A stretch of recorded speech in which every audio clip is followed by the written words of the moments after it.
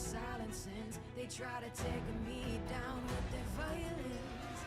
Oh, they go back in. Bishop flashes in, and down goes Knight. Hello, lovely people. Just doing a little bit of stuff in the background, getting things sorted, but we are still at the G2 office, looking to have a great time. We'll leave you with the waiting feed and be with you with our dulcet tones and useful info in short order. And you're holding it back.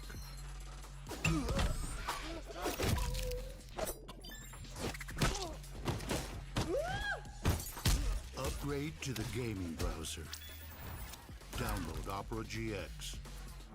Every moment of your journey, crystal clear.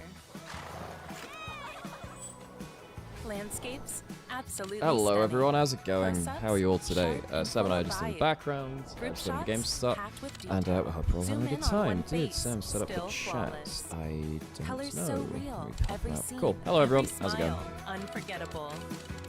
Oppo Find X9 series. Hasselblad So telephoto, CFO KT today, zoom we're gonna into get detail. Vestian in. Actually, let me see if is Discord working.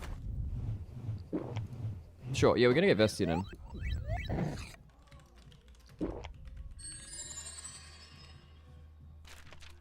Cool. Yeah, because Vestian is, Vestian wants to get his co-stream buff in, Gives you as is only natural. When I was a player, Puff. if I was to like make a misplay, How you doing? maybe it's my mouse, maybe it's my armrest, something feels wrong. If you were at home, you wouldn't do that.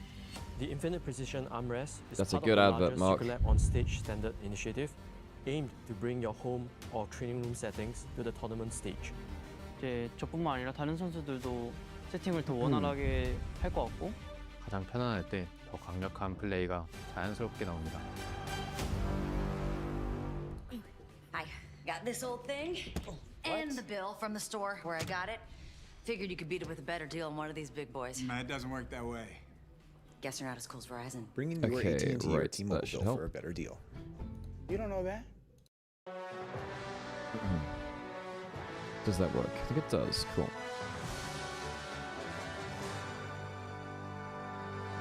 Okay, just checked on a compressor and stuff on the mics. The mic should be a little better quality now.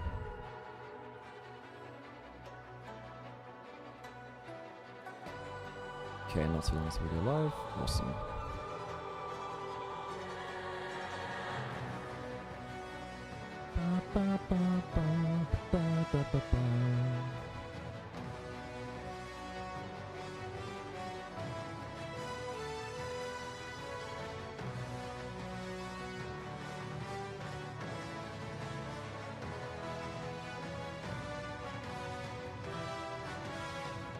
Okay, I think we're good to go. Okay, we'll leave you on this for a little bit.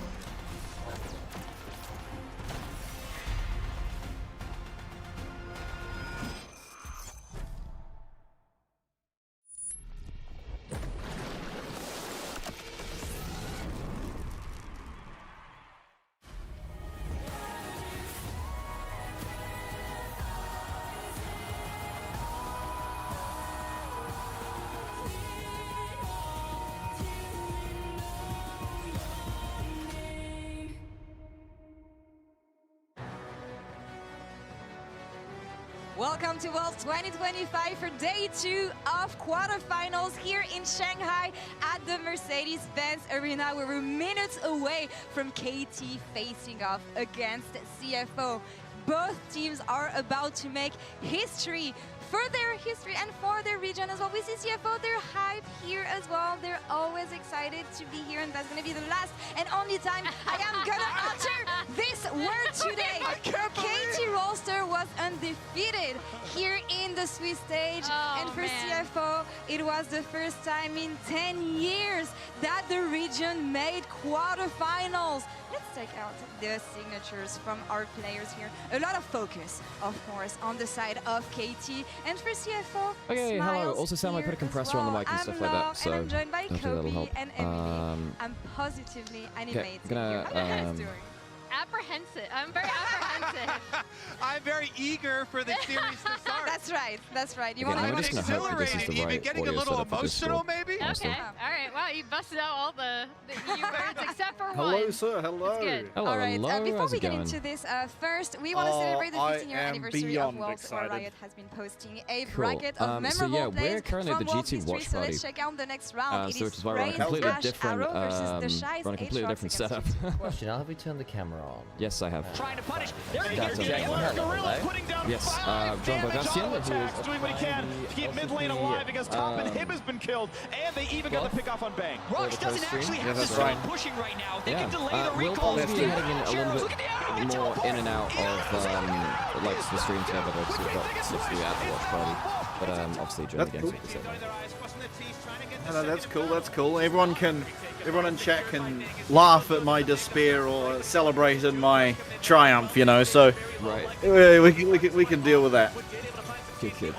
Okay. I've been known to be able to handle a broadcast. Okay, chat, you're gonna have to tell us whether like Bastion's okay in terms of volume and stuff too, because that just has to be a thing. But yes, we'll try and sync up when we can. In fact, actually, with that in mind, Emotional damage let's of that second player. get ourselves 2 times speed. Look Wait, at did you do that before? Yeah, Not yet. Okay, cool. Emotional damage. At a tournament where the last rock tiger is retiring, that's what I was it gonna has say. to be praised. I got the when the timer comes on screen. Would you like to sync? It's not on there right now, obviously. But Cool. It's just come on screen for us now. We're at 11:54, 53, 52. okay, you're ahead of me. Have I 2 times? I'm But I not want to turn sure. our attention to today's Now matchup. is the It is gonna time be for 2 KT times Rolster if you have against not. CFO. I Banger may matchup. have, but I also may I not am have. personally very excited. Don't. Okay. Okay. Oh, got there's 2 2 times. KT Oh, yeah. fans on You got it desk? out of the way as well. Wow. No.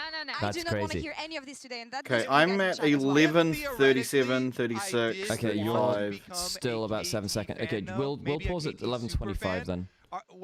Okay, 3, 2, 1, go. What Cool. would that entail? That for should me? sync What us, would I have? hopefully. Well, I'm glad you asked because Thank you you. have 2 KT Absolutely. super fans right here. Unfortunately for our mentor. So we Okay, prepared Emily's a got a PowerPoint little presentation for you, Kobe. presentation. This is your first Okay, rule. You our don't voice is believe too in low KT. compared to people in the call. Okay, what That's if I'm a fine. super We'll duper just fan, lower though? call The volume second and it'll rule be easy to bounce is really around that. important. You Cool. do not believe Do you mind in speaking KT. of The Bastion? bigger fan Real you quick? are, the least Yeah. Hello, At the end of hello. the day, it's a Okay. Welcome to don't CFO's believe Triumph. ever. Does that change anything for you in chat? Yeah, Does that we change got anything for you in chat, folks? example of that word Okay, already. and in case you weren't like convinced by that, Alright, KT we'll see how will it goes. only What disappoint you. Okay, here's some Disappointment disappointments. graph. Here's some more disappointments. If you want to highlight Oh my God, the personal one that I'll PowerPoint always transitions. remember is the first year I decided to start rooting for this team. Ah. They go up against SKT T1 in the summer finals. Oh, I yeah, can still champions. see it in This is- my mind. Najin Here's Whiteshot. a few Oh more my God. disappointments. We'll move on. The list goes long. Yeah. Oh my Okay. God. So This this is a is great- the first great time they segment. actually did well because they like to keep you on the hook. Let's right? go, This is Arrows. KT Rolster Arrows in Busan. That wasn't it their was first amazing. finals. It They was were in great. 2013 summer finals. Then there was the super team. Yeah. Lauren, The one I that remember won. that team Yeah, very, no, very their first fondly. The super title team then, I not really their love first because I finals. actually Well, their first saw finals win, I them think is win what you're against saying. Griffin Then the in slide said Seoul, and then first we know what finals. happened after Yeah, I that. think It was they one said of the the first years where finals they won, I KT think is actually where it's opened going. the checkbook because But it they said wanted to first recover finals, from the so. previous disappointment.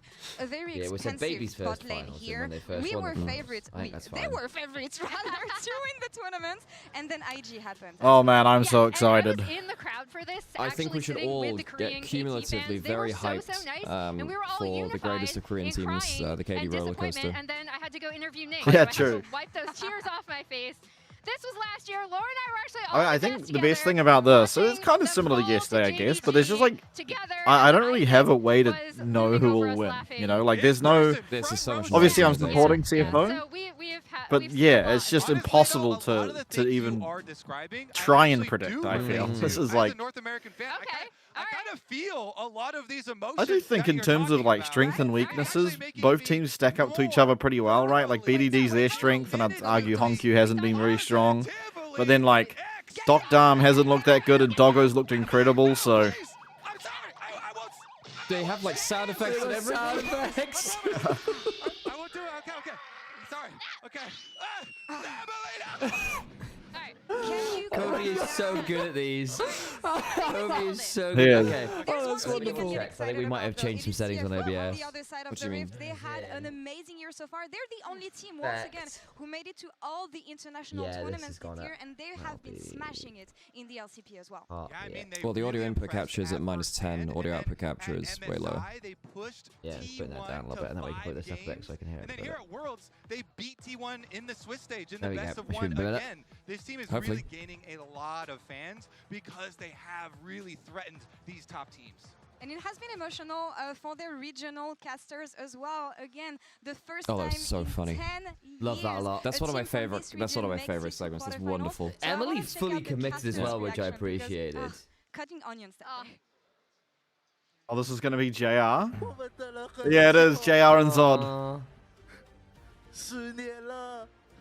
Was this them breaking down on cast?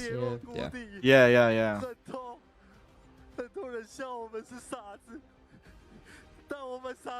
Sam, can you turn my fold back up?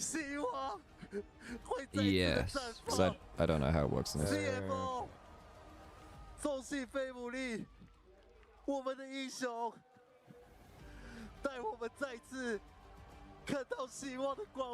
Man, those are absolute bars. Hear how they're Damn. picking up the last time that we saw a LCP PCS There you go. LMS team That's it. make it to quarters. Cool. As mentioned, Now I can was actually that hear myself. Flash Wonderful. Wolves team that kind of everyone fell in love with. Which one was it? The Back top one? in 2015 as Cool. the greatest hope for this region, and it's meant so Yeah, much. 2015 was the kind of golden era of CFO LCP. do so well on the stage. There's the Ah, old 2012. Yeah. young Well, people. yeah, no, sure. Oh my god, look at those names, man. Such fond memories of this team. This team was so fun, and CFO are kind of carrying that legacy, right? There he And I is. think The $6 million man, I believe they call him. with Yes. Doggo, who Thank you, went TSM. through it Yes. in the LPL, looked pretty shaky. Now is having Wasn't it the same era? Wasn't it the same manager of TSM that showed solo queue footage of Knight to try and get someone else hired, but they just hit 9 plates? Yeah. Emotes, I love that. But Doggo, his That's play beautiful. has Whoever the been mid what laner has they got actually was. garnered them a lot of other Did you international see fans that Viper's are not numbers from LCP fans yesterday? originally, Yep, ridiculous. 'cause he's so 40% aggressive. damage Viper- share on No average. fear On ever. average! Viper did not. I can't. Draven with Hex Tech. But yeah, he was doing 100 damage a minute on average, which is just ridiculous. Exactly what Shawi, their coach, wanted when he built this roster, and actually shocks. Yeah, a he lot of definitely did not him deserve to in the lose. That's one thing that I find for certain out of that last series. For CFO and for Oh my their god. coach Chowie, and the first question Okay, I I'm want gonna to get ask myself a you drink real quick. Go how for it. is everybody feeling with all the excitement in the air for this super important matchup? We're actually pretty calm because I always tell the players to just enjoy the moment, and we're just right now just enjoying being in the quarterfinals. Lovely. The story has been going around that you were casting the team and said, "Call me, I want to help you out." Can you tell me Yeah, what actually, it was I'm about curious this to hear what group the of story players is. that you found so special and that you, in coaching them, have discovered to find so unique? So when I first joined this team, I wanted players who are not afraid to fight, because there's no way any region like ours can beat the top teams from LCK or LPL if we play normally or follow their footsteps. So we're trying to create a team that aren't afraid to take fights, and also we're gonna do some crazy ban picks. That's how we managed to have CFO 2025. I see. And you have attended every international tournament this year. Is this also the reason you think that your team has been able to get Yes, to we're absolutely heights running that the down. region hasn't been able to get to for several years? I feel like another thing that make us succeed this year was we really enjoy the whole process, like the training, the games on stage. We enjoy every moment. So for the players, even if we lose or we make a mistake, everyone is actually enjoying the moments, and we learn from all the mistakes that we did. I think we've seen that because you've always come back stronger. You're up versus KT now, and you've gone in very close matches versus LCK teams, notably, of course, T1 in that best of 5. So what do you think is going to make the difference today, and what as a coach do you really need to see from your guys to win today?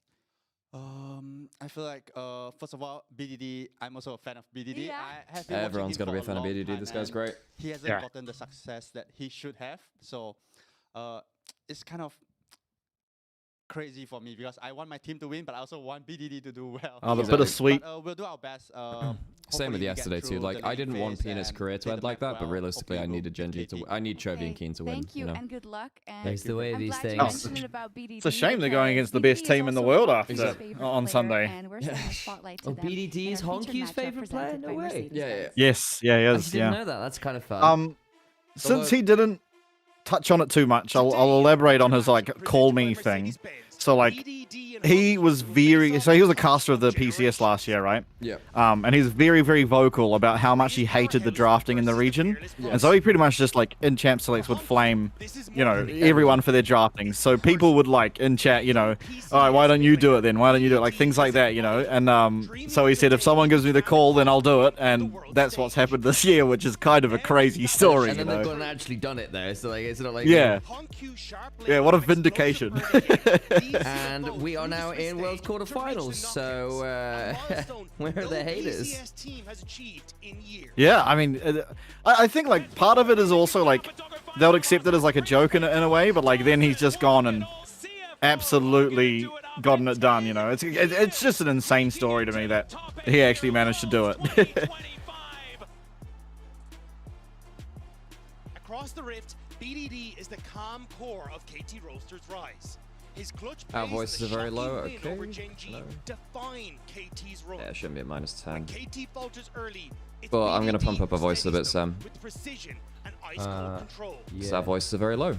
Will CFO's unshakable Was spirit the pull output off capture I didn't another put down miracle? properly? Or Or? will KT's No, precision it's just and our speed input capture should be in the yellow, really. Yeah, it should be, and it It was was. in the green. Yeah, I don't know whether it got moved down. No. Well, I didn't touch it, so it would have been whatever you left it at. And BDD is such a staple of this KT team. He is a primary reason why they're here.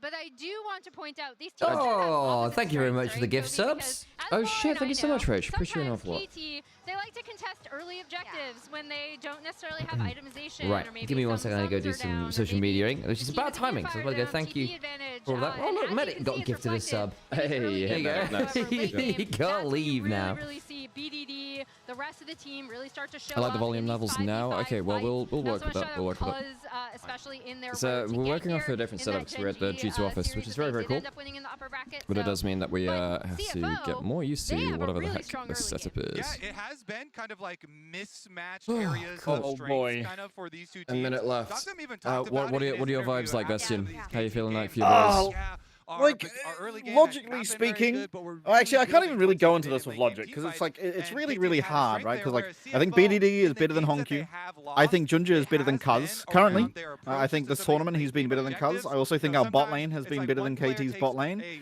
But then substantial top amount of has just damage been for so all over objective, the or they place. don't Like, have the vision to both actually both approach it perfect, and correctly. then Rest and So it Driver is a have little been bit scary like, for CFO I mean, a if little that's lackluster. mismatch with Where KT. it's like, okay, it feels to me like will Doggo carry or will BDD carry? Is kind of how it feels. But I do think that Junja has been playing better than Kuz and playing around Doggo, importantly. So I think we actually do have a slight edge. But then BDD could just show up and absolutely trounce us. So Yeah, that is always a problem. Damn, CFO leading the fan vote slightly. The thing is, the KT fans will be voting the other way. Is the thing. Yeah, they will be. The KT fans, yeah. Yeah, the KT fans are not going to be voting for themselves. They are one of the few teams which realize. Look, again, I think that the meme has gone a bit too far. KT are actually a good team. However, they also make me believe in the supernatural. This team is not normal. Like, is there something real to the curse? Yes. I don't know what causes it. Could it be something from beyond the pale? Yes. Oh, Oh, this is Elementalist Lux theme. Did this? Oh no, I gotta pause. We'll resync it up. Yeah. Papa Smithy. Damn. There's one of those, you know that GIF with the writing on a paper and there's fire coming out of it? The Yeah. end of this has a bit of that in it. I don't know if you've seen it already. I spoiled it for actually haven't myself. watched all of this, no. But this, I spoiled it. I this is usually one of don't, my but- this is one of my favorite tracks. This is the Elementalist Lux theme. It's very cool. By the way, I really miss when we had loading screens for the client because we had some very cool. BDD Longju, yeah. That was BDD is cursed to have been at his peak in terms of results when with Cuz as well when Korea was at its weakest. Oh, hopefully volume levels are okay now. By the way, I did for those of you in chat, I did tweak them a little bit again. It's the first time I've actually had someone on call from the setup. 2017년도 때 커즈는 프로로서의 준비가 하나도 안 됐다고 생각합니다. Because they were first seed heading into 2017 Worlds, and then they fell apart. Volume's all good, perfect, cool. I need to stop. This mic is actually very sensitive to like harsh sound, so I need to be quite careful with how I. I'll have to put to the side rather than into the mic.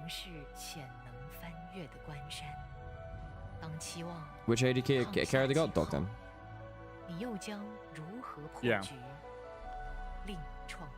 I'm interested in the bot lane laning phase. I think that genuinely, like, Dogzam and Peter have been a bit rough when it comes to early laning phase. Yeah.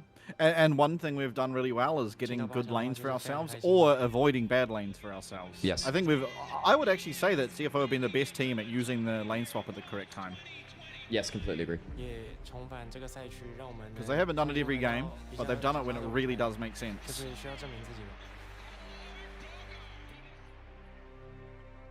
Yeah, the 1 versus T1, I felt like that could actually be a little bit... I thought they could find some more applications for it, but they've only really done it the once. Like to that level. So now you're in best of 5s, you have to find out if you can use it in this series and can you use it multiple times to get over the finish line if you need it.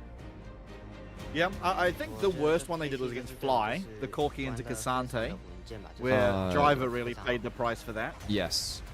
And but even I'm then not sure that was the fault of Doggo more than it was Driver playing too aggressively. Driver had a rough game. Was that when he was on the Rumble? Was that the first game? Yes, it was, and he just did not respect side lanes at all. Yeah. Yeah. And so, pausing. This is an excellent teaser. And one of the reasons I think it is an excellent teaser is that these are storylines that haven't really been ran at Worlds before. It feels fresh. Look, I'm not gonna lie, folks. I love a good Faker storyline. I've heard all the Faker storylines now for 10 years. It's something very cool about having two teams which just haven't had that same kind of screen time, you know? For sure.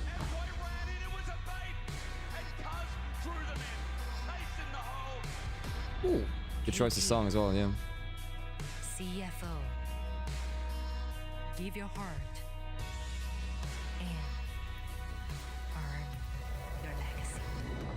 I'm going to go down to 10. It's Candice reading as well. Chills. Oh, it's fucking awesome. Yeah. That is maybe my favorite teaser of World so far. Wonderful. I did enjoy the one yesterday as well, with just like Chovy just absolutely mogging. Oh yeah, the peanut one was like, you will be the first sacrifice. Oh, damn. We probably need to run another set of ads. Yes, we probably will do. So we'll do it after the player walkouts, and hopefully we'll be fine.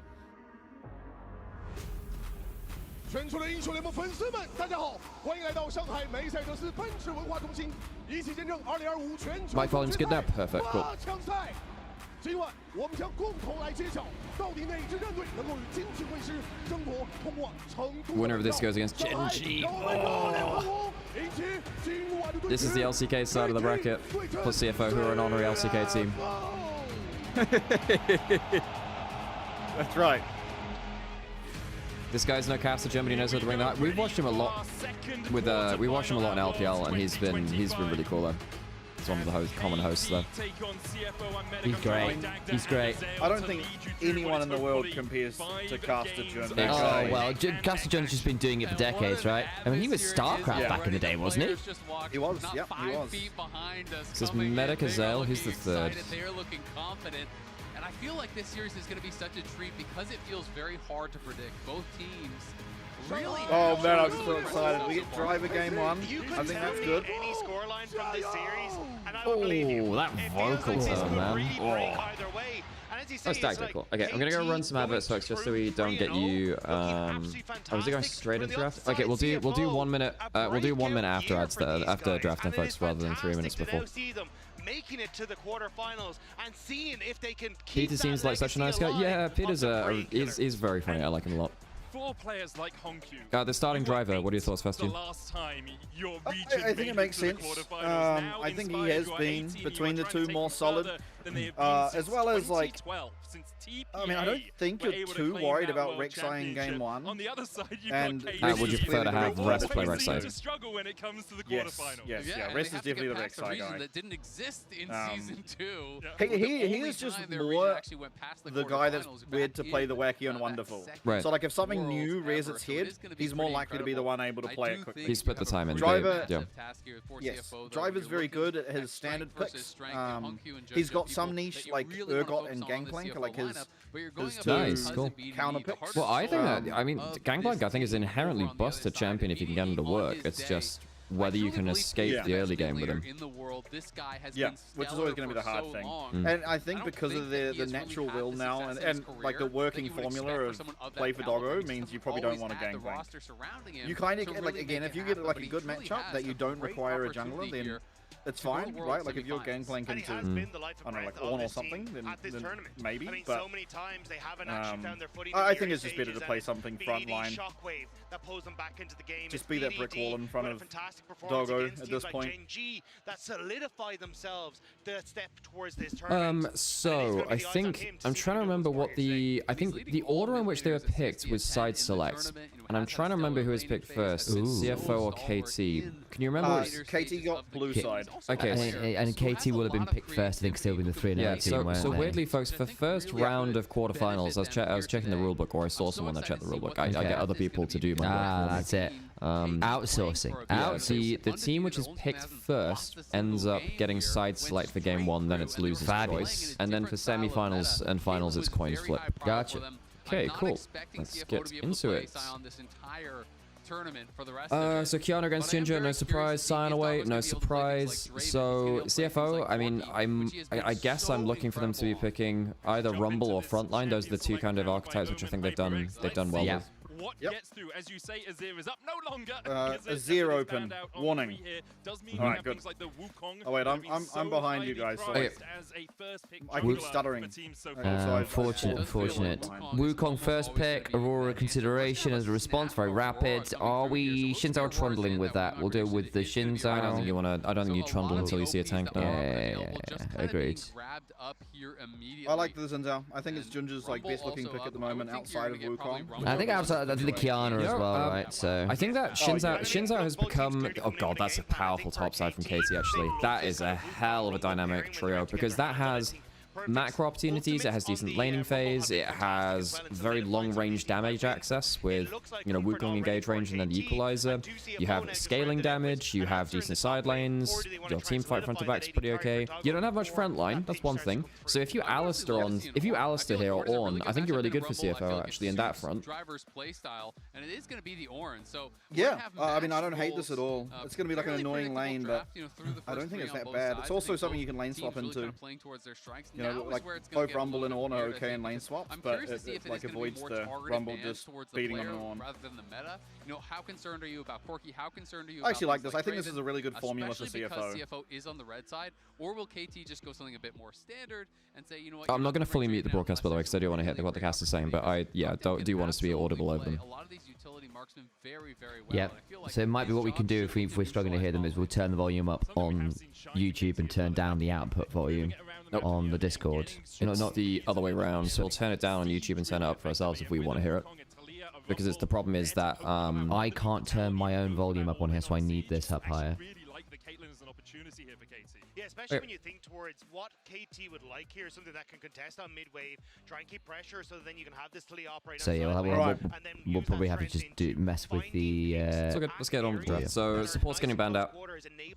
Yeah, they are indeed. Out goes I can't Rolster. believe range supports are being banned from Kaiwing in the Big 25.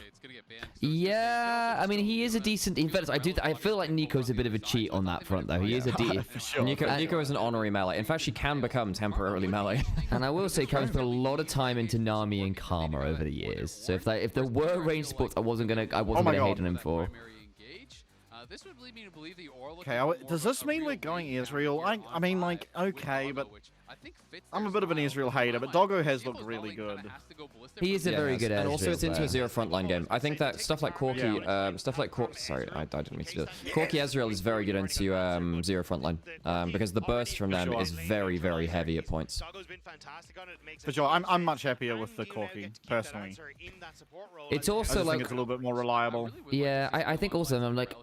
Doctum and Peter have been, let's say, mixed in lane so far, and if there was a part of CFO I expected to consistently win, it would be the bot lane. I think they're drafting for it potentially quite heavily. Hear me out here. Doctum and Life last year used to play some Rumble support. That's true. Like, I don't think they'll flex it now because Rumble is too good of a top laner. But I was just like, there is that. Yeah, that's a fair shout. Right. Okay, Brom's in there. Okay, so now you can Brom to block the Ornn ult, which is the big... You need another engaged piece now from CFO because your Ornn is not going to be consistent. You need something to blow the Brom shield, then the Ornn can let loose. I mean, at least you've got Aurora ult, at least you've got Shintas, you've got some additional CC. I think you're looking at... Well, you can't Alistair. You need some kind of extra engaged threat. I don't... Oh, go on. That would be hilarious. I don't love the Renard. I mean, the Renard is okay in lane. I just don't think the engage is that consistent, though. That's okay. Nami will be the consideration. So lane dominance. So it's also I do think like tidal wave's not bad for things like Wukong as well. It's like it also is another way to get rid of the Brom shield. So like you've got two ways to do it. Yeah. Plus like generally, I mean, if Brom is the first person getting hit by the Nami ult, so to be able to block it properly, then it's probably pretty good for us because that means Wukong's not on my Corki. So, yes, exactly. Yeah. I think you're also in a position right where the engage from KT is quite limited now as well. It's very much, does Wukong go forward, or does Brom or Talia manage to sort of find an isolated Q/shove back from the various things? Like the engage from KT is not fantastic, and it basically means as long as you're tracking Cuz, one of a Tidal Wave, a Crescent Guard, an Ornn Ultimate is probably going to make the job of the Wukong really tricky this game. I'm not convinced by that, actually. I mean, you've got Talia Ezreal, so you can play from a bit further away if you need to. The Rumble ult as well. My worry is the damage from KT is really high. Yeah, true. Their damage can be really high out of nowhere. And if you catch a carry, things go south very quick. That is true, but it's very low against Ornn. True. Like you've got Talia Ezreal, and then like Rumble will do damage if he's overheating and hitting an Ornn, but like outside of that, their damage is actually like if they're hitting Corki, then it is high, but if they're hitting Ornn, it's really low. So that's fair. Like a big onus on Driver to be in the right place, of course, for that to actually matter. But I actually think it's a pretty decent draft against what KT's showing. Thanks for the sub there, Heifer. I appreciate it. I'm just going to up the YouTube volume because I can't hear the casters. Okay, I think I'm going to be a considerable amount behind you because of the stuttering, but I'm not stuttering anmore. Okay, so you let us know what your time is. I'm at 30, 31, 32. Audio output down then, son. But hang on a second, there's maybe any trouble here as we move through. A bit of invade coming out from KT. Okay, not gonna lose too much there. Okay, well we'll have to. We're just doing some audio stuff on this side, Bastion, and then we'll sync up a little bit. Yeah, no worries. Sorry about that. I don't know why it's doing that. Okay, sorry. What's your time at? So I'm at 52, 53. Okay, so you're about 10 seconds behind us. So we'll. Have you? So you've double timed and stuff like that. We'll stop at 1:15. I'm excited to see them. Okay, cool. Okay, so we've got to pause just to make sure that we're synced up with Bastion. So this will just be for a couple of seconds. You let us know when you're on 1:15. Okay. Yep. Okay. So 5, 4, 3, 2, 1. Okay, cool. Right, so we should be synced now. That's just for the sake of everyone in the call being synced up. Cool. So Doggo started Valkyrie there, I believe, while we were messing around with audio.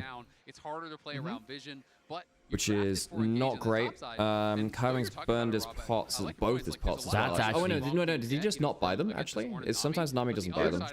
You can kind of stagger them. Right? So you can Sorry, I missed some of the details though. if that Braum shield is used, Possible, actually. Does anyone see? Chat.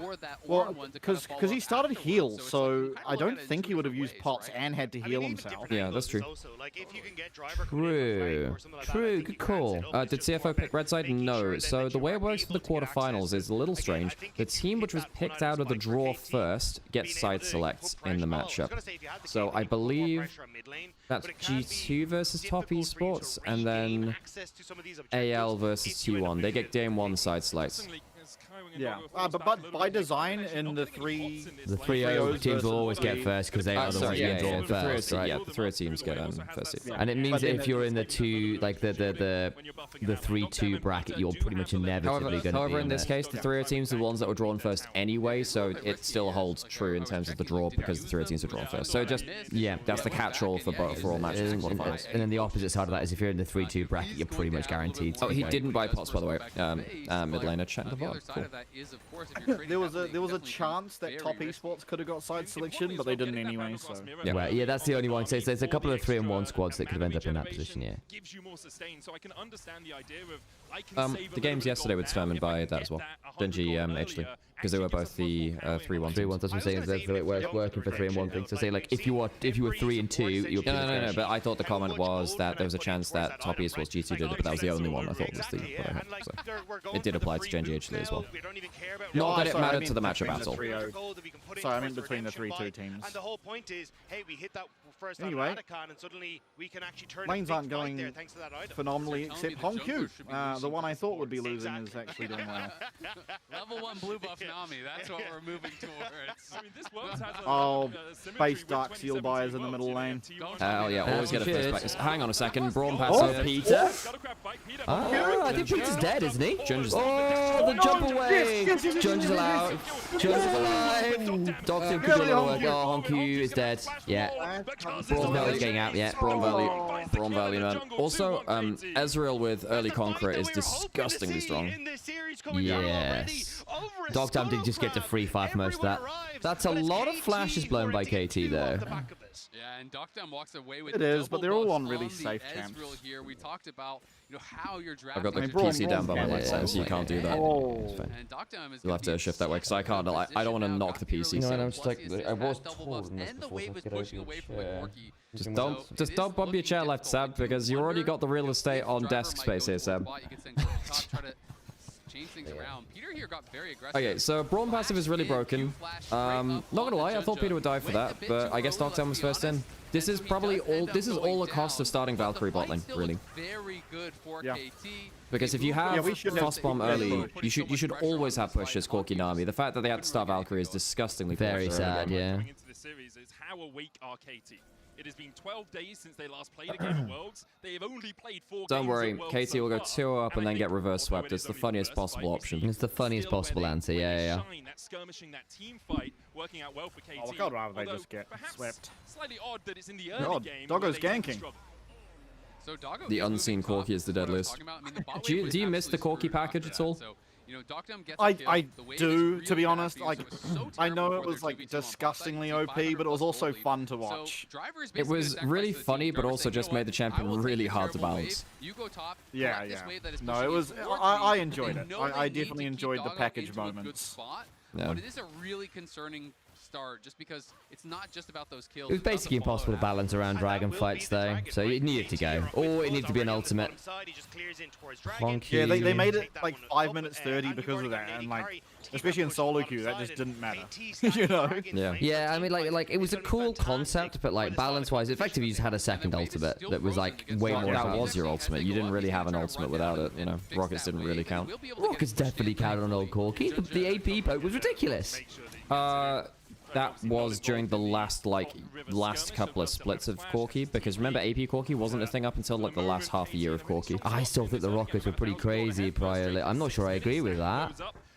Oh, fantastic. Believe we've got a coffee delivery. My God, this is amazing. Thank you so much. Absolute best. Thank you. You are the best. Thank you so much. You got us a coffee. I did. Oh my God, thank you. I did. In fact, it was offered, and I said, God, yes, please. That would be amazing. Oh, that's beautiful as well. Wonderful. In a minute and a half, he's going to be in a fairly good spot. Hits level 6 just before that happens. Where's the CC from CFO? I mean, Nami Orn is a decent combo if both of them get active. Yeah, Nami Orn, Shinzao's got a bit to go with, and I think like Aurora isn't necessarily CC, but there's lots of target access. So I don't think you're that. My worry is to deal with. My worry is if you don't have a good start from Nami, then the Orn ult is just gonna get nullified by the Braum shield. So you just have to play that safe, and you can Is Rel not the pick over Nami? CFO really like this bot lane because it's meant to be lane dominant. Obviously, that's not been the case this game because they had to start Valkyrie on the Corki, which is unfortunate, yes. Yeah. And Dr. obviously is very famously a very good Ezreal as well, so he's in a very good spot this game. Yeah, I got a bunch of casts in on his Ezreal over an LPL when he was on FPX. Indeed. Like they have this ward that's just sitting over towards their Gromp, and it's been Still, I don't think CFO are necessarily that miserable right now. It's still more than playable.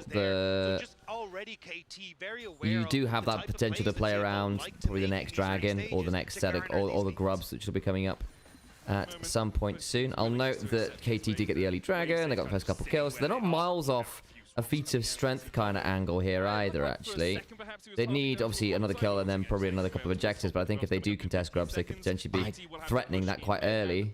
I'm really quite worried for CFO if they're giving up early gold leads. I think that's KT's early game is where I thought they were most vulnerable. If they're actually coming out swinging in an early game, I don't know if CFO I can agree with that. have the best angles against them. Because, like, KT's late game team fighting has actually been very good. That's typically where CFO have found their advantage too, I suppose. But, yeah, I don't think CFO can afford to give up anything more than this. Smite to get the first one. KT can look to see if they want to take the fight. Corky's not here quite yet, so Darkshine could get quite a lot of value yet. Weaver's Wall. Okay, good early ult. Very good early ult. Doesn't have a second grab there. Nicely done. A lot of damage. Oh, he failed the flash. Hang on. Look at Honku. Cyclone.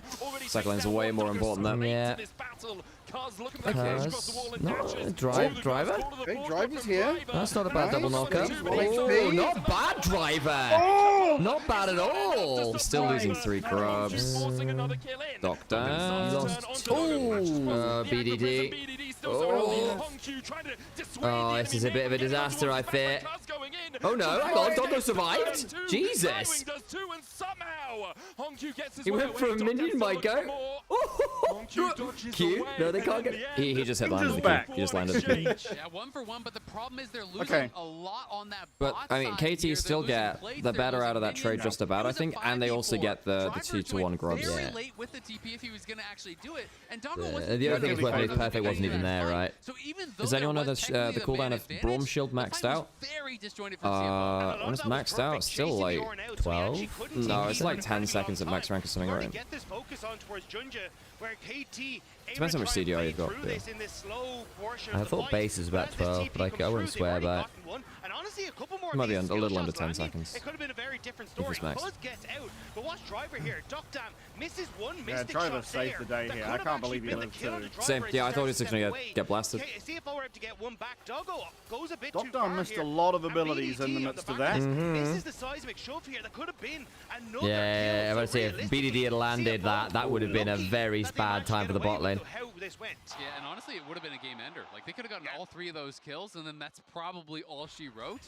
The game will, of course, go on, but still, it is fantastic. 8 seconds with no hits. Wow, there you go. You're down a man, you get a grub. Well, I'm happy with Honku played that fight. You create this lead on purpose. Honku's actually doing well. And you get the Honku's TP doing really off well. of Driver, so they're going to have TP advantage. It's just a problem that they lost early lane. I think KT are feeling super confident about their position. Yeah, if you're picking Corki Nami, you really need to win. I don't know what happened level 1 because I was trying to sync. But yeah, same. We missed a little bit of level 1, which I think is actually very impactful to this game. I guess it was just a Braum level 1. Just walking at them with Braum. I think that's what it was, yes.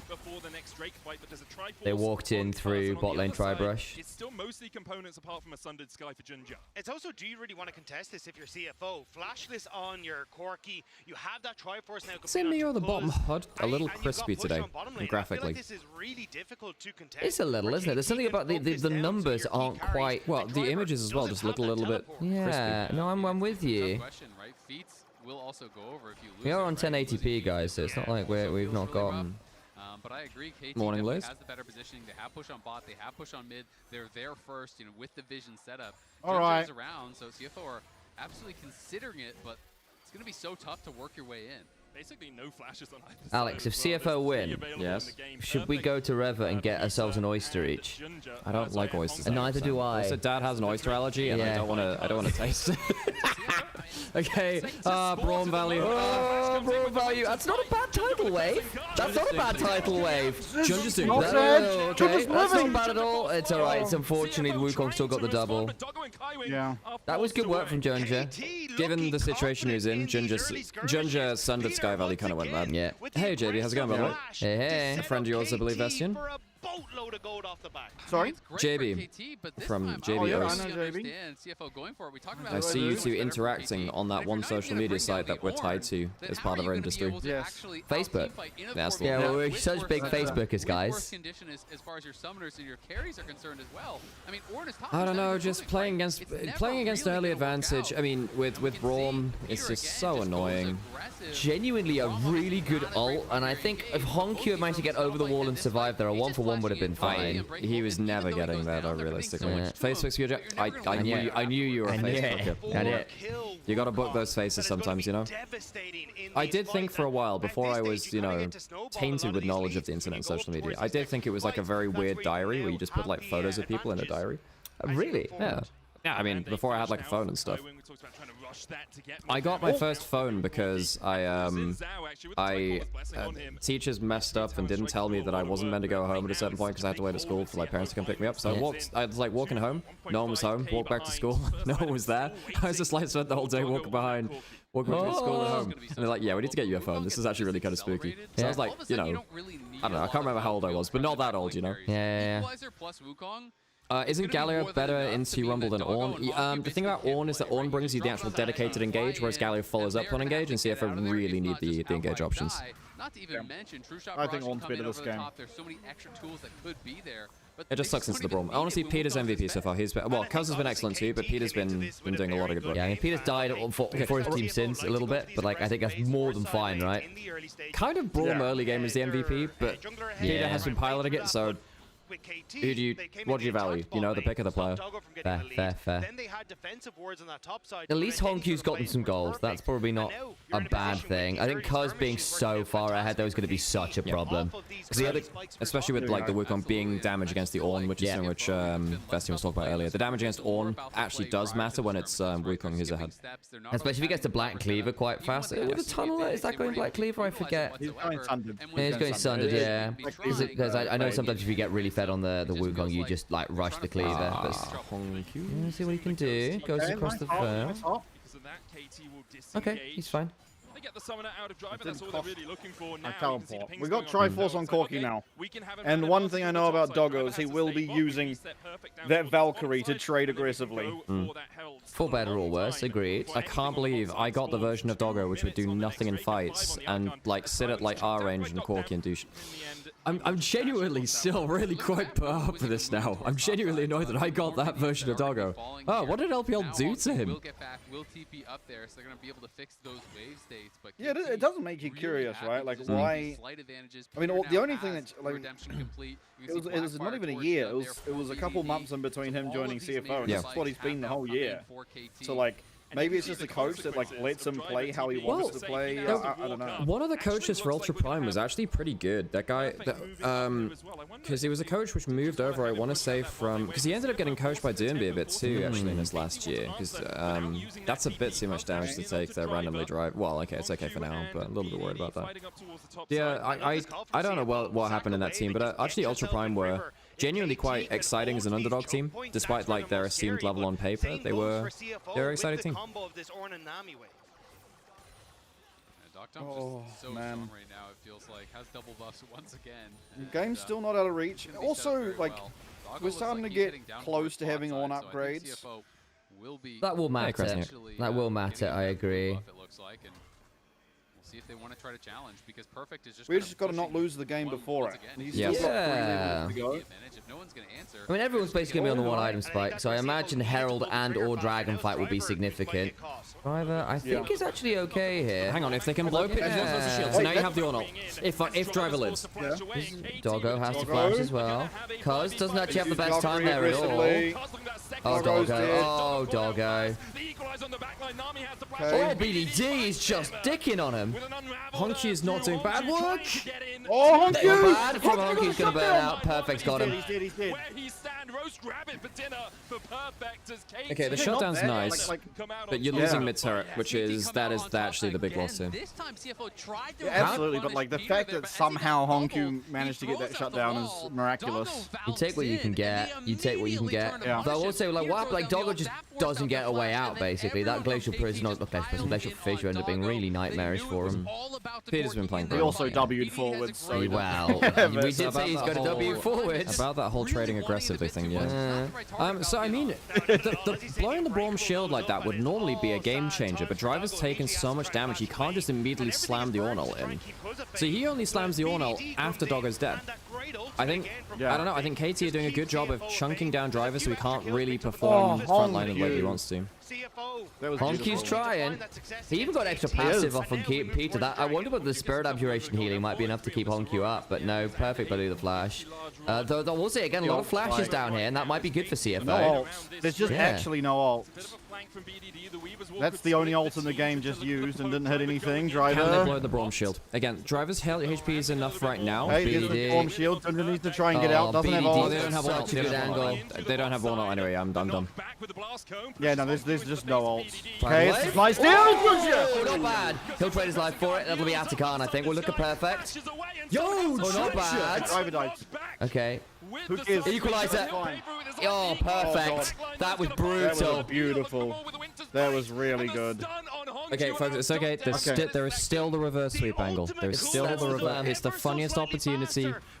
You still have the reverse sweep angle. Imagine if KT of all teams is the one that wins well, not the 2018 roster. Oh, Perfect and Peter, baby. It wasn't 2013 5 games versus SK Telecom. It wasn't 2014. The only team. Doggo's just dead here, man. Oh, wait, Doggo does get the shutdown onto Dog down there, but yeah.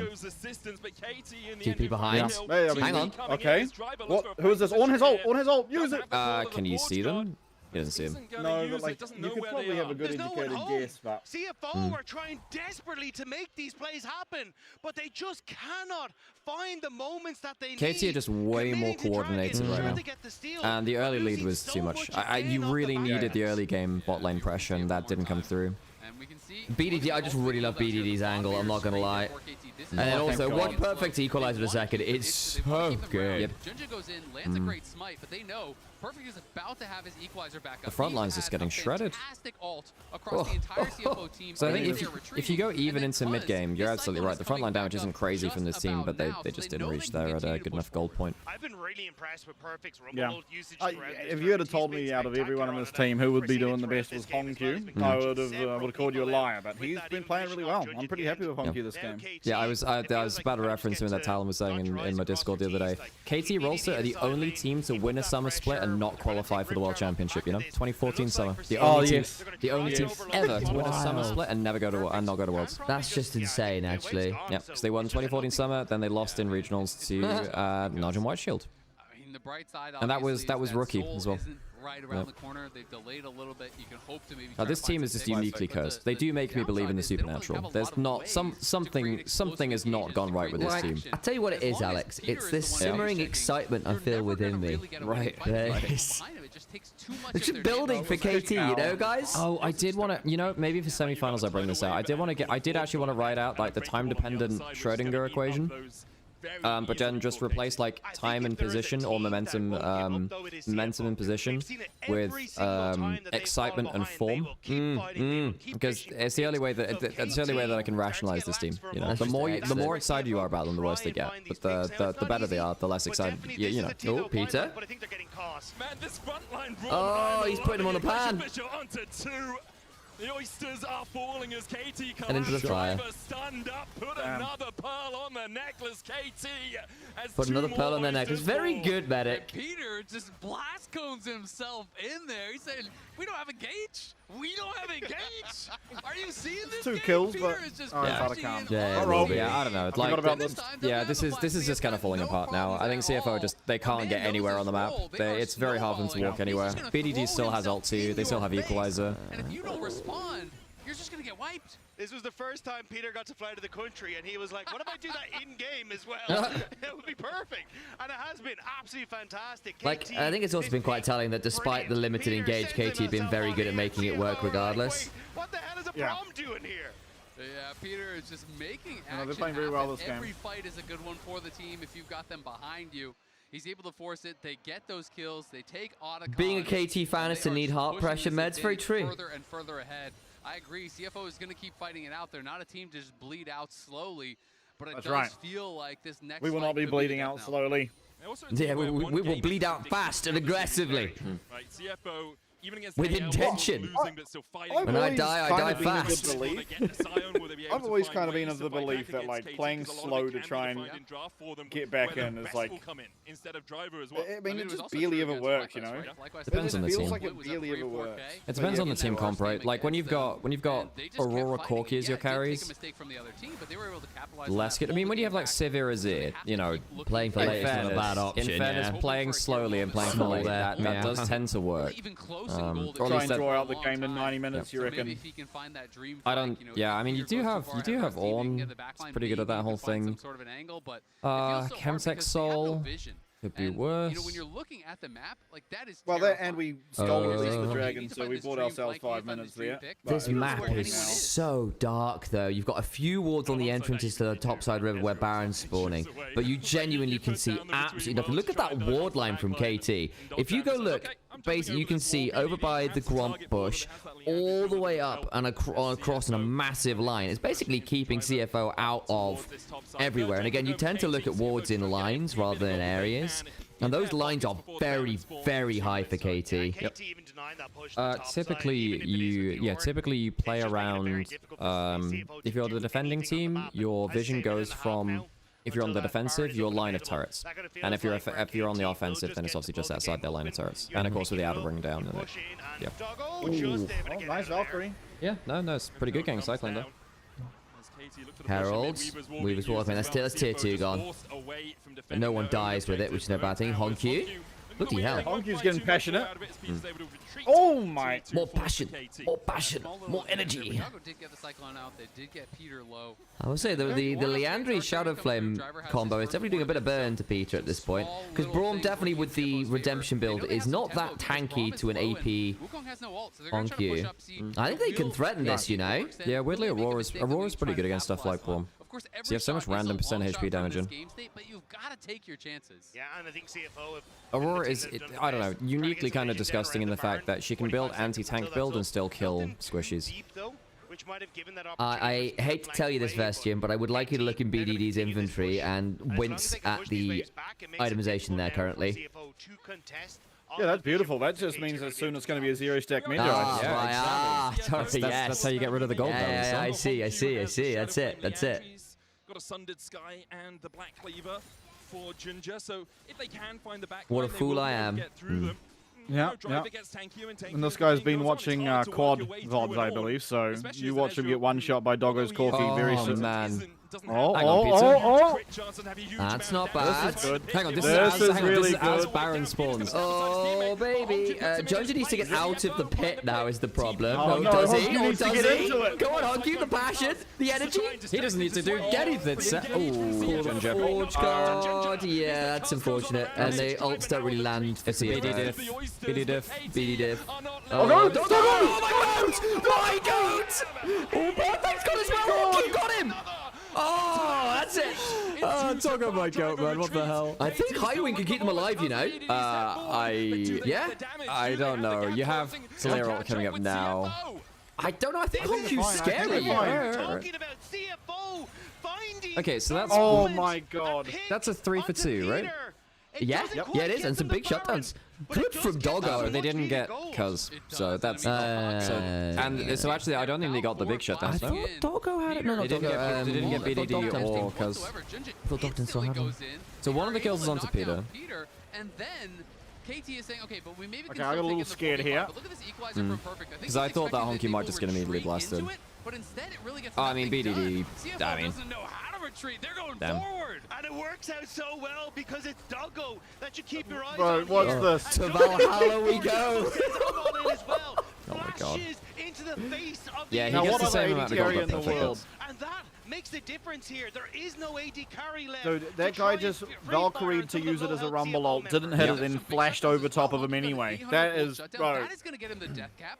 Another, I mean, it's probably worth it. Stick your on just retreating there. You lose from the Ezreal rundown. Yeah. No, I think it is. Yes, that's wonderful from Honkyu. Not bad. Look at the damage from this dynamic duo, Honkyu and Doggo, making it work for the team. And as much as Doggo has been around for a while, we've seen It's been a very good Aurora game, actually, on the whole. Is the opposite. Yeah, for sure. I think Honky's playing. Oh, he's got a hat. He's got a hat off that. And you're getting all items now. Upgraded Shadow Flame. We saw him first at MSI I'm trying. I think you don't get. Wait, do you get any flat pen from Shadow Flame upgrade? Maybe you do actually. I think you do. Yeah, it's one of the stats. I think it's just good. And I know Shadow Flame is supposed to be one of the better Ornn upgrades. In this game, flat shred's pretty good. I mean, this is a team that Like basically no I one's mean, built. just steering down the barrel of currently only the boots as MR. Well, I guess Peter has some, but like, I mean, even then, does he really? He's got a bit of. He's got Locket, I guess. That's is Yeah, he that's in that. Yeah. Do you know if any of the casters when Peter's been on Raul have done that? Peter, the horse is here. Thing. No, I'm not. I did make a Peter takes them out of the pan and into the fire. I had that one earlier. that's nice. So I thought that was quite good. And that's what they're going to try to do, but it's 25 seconds until That's all I got. That's the bit. Importantly, Katie's still very much in the well, driver's seat in we're this getting game. Ornn items. Well, I'd like to get more than just the two, but I'd also like $100,000 and 3 months off. I've got another one for you. It's Peter's time.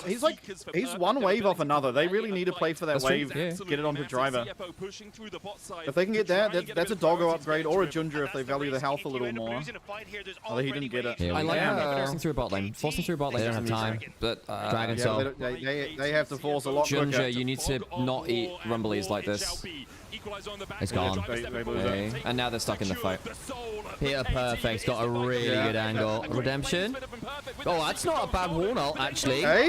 Perfect down. This is bad from CFO. They'll lose driver, so 1 for 1. Oh my god, the damage back is pretty good. BDD's got a really good angle, and Docdam and BDD are really high HP. Doggo's still pretty high HP too, though. But the range discrepancy, I think, is going to be an issue. Yeah. Disaster. Oh, Shadow Flame's just pure AP. It doesn't flat handle. Doesn't matter. It would have been exactly the same as Deathcap. Well, CFO a little bit slow towards the objective, but I mean, what else can you do at that point, I suppose? They were cut off. They were BDD has a stack or two. And they were shot down. CFO. They were hoping that could be their fight, but now KT. They're not actually going to And now BDD sadly has quite a lot of stacks. Yeah. He's an avid librarian, an avid reader. Priceless moment there as KT secure the soul. With it, they go to 9.5k ahead when they secure this. All right. Well, CFO, you are walking wounded. You are limping. This might be game one looking a little doomed. You know what? One good thing is there's a lot of powerful champs taken out already. And like I do think we are pretty good with the weird and wonderful. Yeah. What's the name of the upgraded Trinity Force? So the thing is, technically now they don't have individual names. So it used to be Trinity Fusion, but now it's just Masterworks Triforce. But I like the little individual names for Ornn. I think it was I don't know, fun creativity. Yeah, there were some good ones. Syzygy. Deicide was always my favorite. Rabadon's Death Crown. Yeah. Molten Edge. Yeah, indeed. Worm Fallen Sacrifice. Blood Wards. And then corral them into position where they can knock them down. Towers falling now for KT, and it feels like that base is surely going to fall. Well, upgraded Mirror Mana. 5 players trying to defend this top lane at tier 3. KT with the Baron Yeah, it probably is the best one actually. It gives you a mix. I mean, Triforce used to give you better stats, but now they've changed the calculation, so it is the same like gold value for everything. Now they have to back away. Perfect's going to start to walk Yeah, it's his just way what across stats do you towards want this now? Yep. top side, then goes back to mid. Again, the wave's not There's quite a reasonable synced chunk as onto well Peter. as Has KT redemption would and like lockdown. this, but they do How does Doctam have so much HP? Because Triforce and Shojin, between the two of them, give you an extra 700 HP. I think it's 400 for Shojin, 300 for Triforce. Yeah, which is a lot. Yeah, he hasn't bought in forever, so he's on equal items to Corki right now. Weaver's wall Oh, that's fair, actually. Yeah, Doctam is not actually really doing well. Does Good call out. exactly that, but CFO still able to defend again. The mid lane wave about 5 seconds away, and because of that, CFO can clear, then walk back towards mid. You see KT Yeah, this hasn't been the greatest of syncing of No. I mean, Doctam just bought an item and a half on reset, by the way. Yeah, full surrender Zerulus and a BF sword. How good is Korea? Korea saw on Reddit Flandre is the only non-Korean solo laner to win since Worlds since 2012. Yes, that is true. Give him a slump here, but his Flandre's Worlds win was really legit. The thing about Flandre's career is that he peaked years before he even went international. Snake Flandre was individually way better than any version which came compared to the level of his time. No, he was solo killing the Shy at his peak and stuff. He was like the one guy that was genuinely competing with him. Pretty much every game. It's very, very good. In fact, he solo killed him as Karma versus Fiora, which is really fun. But yeah, when Flandre won Worlds, he was, again, he's this guy that managed to, later in his career, he's not been as strong a laner, right? But he's found ways to be very creative to hide his weaknesses, and that is a strength in itself, right? Ah, that's a jump through the... Oh, great from... Oh, that's insane, driver. Oh, hang on, can they get Cuz? No. Well, he has a GA, and he just slaughtered Dogger. Cuz had an awesome Cyclone. Yeah. Full contact team fighting, guys. CFO make the play, and then Cuz and Perfect go absolutely not. That's it, GG. And they immediately turn towards the Nexus. On cue, he's hopping around, but there's not really much he can do. Well, I'm not going to lie, that wasn't particularly close. No, it wasn't. No, it wasn't. I really, like, I mean, the game very much depended on bot getting ahead, and then they got rid of their, chances of winning that lane by starting Valkyrie, so... 1 out of 3 down. Yeah, I think sadly that game was, I'm not going to say lost at level 1, but your plan is completely derailed at level 1. You can't afford to give up, like, Valkyrie start level 1, you know?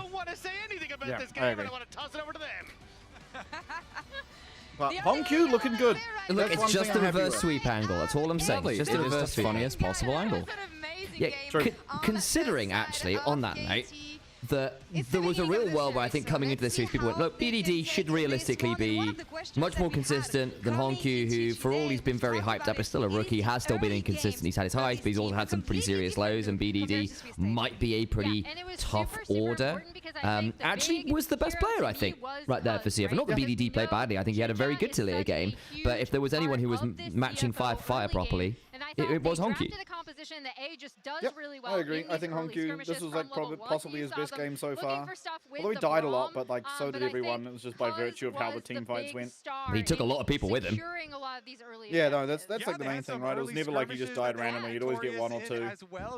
I'm pretty happy with how Honku played that, but whatever happened level 1 to cause Doggo to start Valkyrie really made that game difficult, because it then led into the Scuttle Crab fight, which we didn't have push for, where in any logical game we would. So I'm gonna run to the bathroom if that's alright. Yeah, and the big thing is can you stop bonking my chair? I'm not trying to. I'm trying to get out. Yeah, can you? Well, I can't go the other way. You can push it backwards, Sam. Push your chair backwards instead of twisting yourself into me. There you go. Jesus. And then it still looks a little dicey. I'm sat here getting assaulted by Sam's damn chair. Like yesterday, I'd raised the height, so I You didn't clearly hear, Sam. Yeah, I know. So I think so. Sam, in his infinite wisdom, decides I'm going to turn the chair. Bonk. Can you not do that? Oh, don't worry, I won't do it. Bonk. Does it again. I does it again. Does it get 3-4 times, just to make sure. Never make the same mistake twice. Make it a few times, just to make sure it's really wrong. I was trying to figure out, like, have you raised? No, I haven't done shit to my chair, Sam. So the thing that's really the thing that's weirding me out. I'll stop bickering now, but yeah. So the thing that's really weird is like I actually genuinely changed the height of the chair yesterday so they wouldn't clash. As Peter would say, I don't know whether it's sad, whether it's going up. If you haven't seen that, Peter. What's the BLG news? Hang on, is there BLG news? But I want to point out his kill. I haven't heard any BLG news. And just how good his Wukong was at getting onto key priority targets through the early skirmishes, like you said, Kobe, into team fights. Like have you been anyway, Bastion? What have you been up to? Besides watching Worlds? So instrumental. Yeah, I've been good, in man. I just specifically keeping a lot of cruising, really. I CFO's early helped game, which is just, organize a again, cosplay event important to how for CFO like to play. like an after party for one of the con thing we had. Oh, very cool. Oh, I saw some clips from that actually. Yeah. I saw Andy Serkis and what's his name, Elijah Wood get asked if because it's Lord of the Rings is a PG-13 movies. Where would you have one F-bomb to put in the film? Where would you put it? That was fun. Yeah. Yeah, they're a good bunch. Very very cool that we ended up having them as the actors at the show. Here in this quarterfinals, so we'll be back right after this. Okay, I mean, pretty disastrous start, but I think the fact Honkyu looks reasonably on form is a good sign. Because I don't think Doggo and Kaiwing are going to get this man handled consistently. Yeah, I think you're not going to be up against the Braum level 1 again, which does hold. Let's be honest, Ezreal Braum is one of the hardest to shake bot lanes in the game, and they did get ahead. So like, you know, what can you do with that? You know. Not sure we gave Talaya. Hey Mercury, by the way, how's it going? Yeah, I mean, you have to make a trade somewhere, right? I think that you got a decent Shinzo Aurora angle, and I think that actually both of them played very well on the whole. Given the state in the game, I think that Junja and Honkyu overperformed given how far behind they should have realistically been. And then, yeah, I think the big problem was just lost lane pressure at level 1 from bot lane. And how do you know, you needed that bot lane pressure and you didn't get it. Yeah, the game definitely felt like it was somewhat spiraling after the Scuttle Crab, and obviously that is just the natural progression of what happened level 1. So, I mean, I'm still feeling confident. You know, like one game's not the be all end all. Yeah.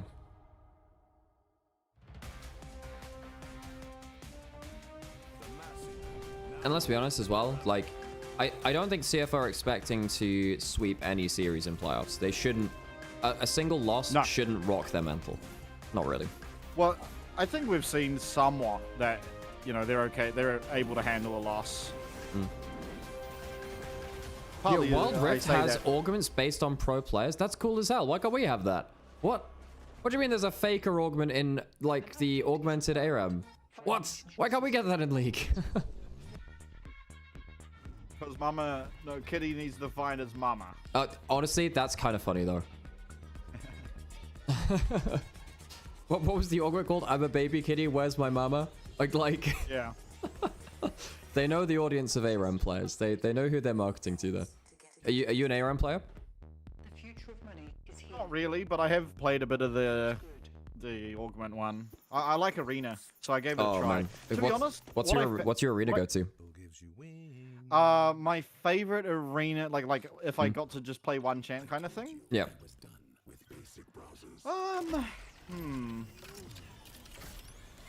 I go through phases, but like I'm a big fan of Zyra.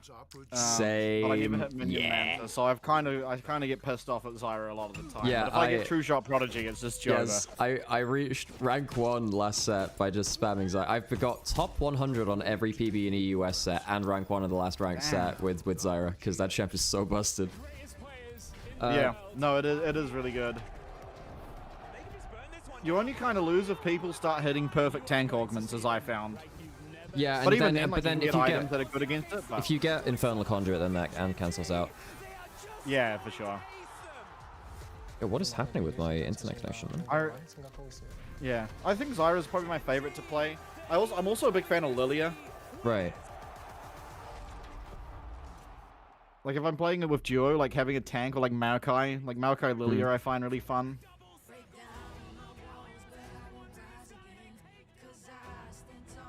My internet on my phone is nicht so gut. Give me 1 second. I'm gonna go hit the bathroom and hopefully not miss the champ select. But I mean, I'll see most of it anyway. But give me a second.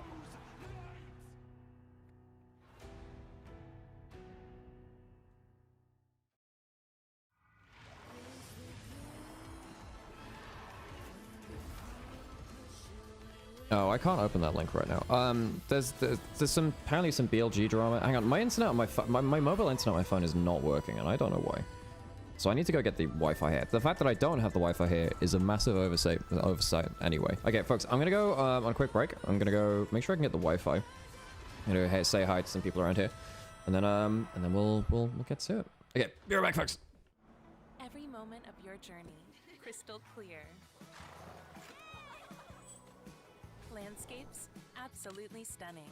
Close-ups, sharp and full of vibe. Group shots, packed with detail. Zoom in on one face, still flawless. Colors so real, every scene, every smile, unforgettable. Oppo, Find X9 series, Hasselblad telephoto, zoom into detail. I got this old thing and the bill from the store where I got it. Figured you could beat it with a better deal than one of these big boys. Nah, it doesn't work that way. Guess you're not as cool as Verizon. Bring in your AT&T or T-Mobile bill for a better deal. You don't know that?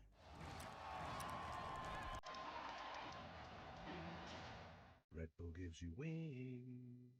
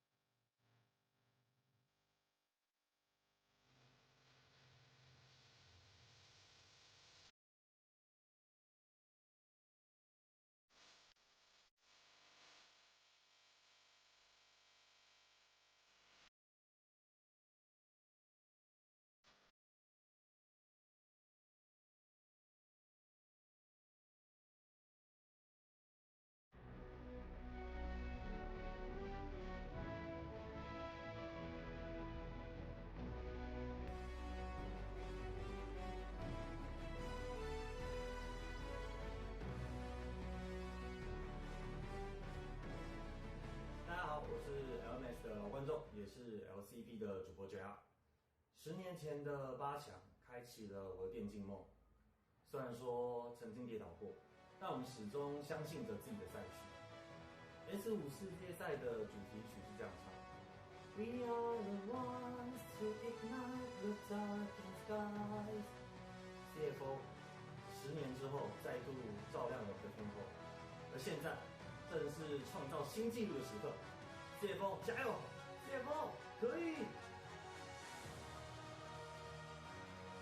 Beautiful. Great to hear there from JR. Beautiful. The LCP broadcast. Obviously worked closely with Chori as well, who only left that broadcast this year to become coach of CFO as part of the team that is igniting the darkest skies.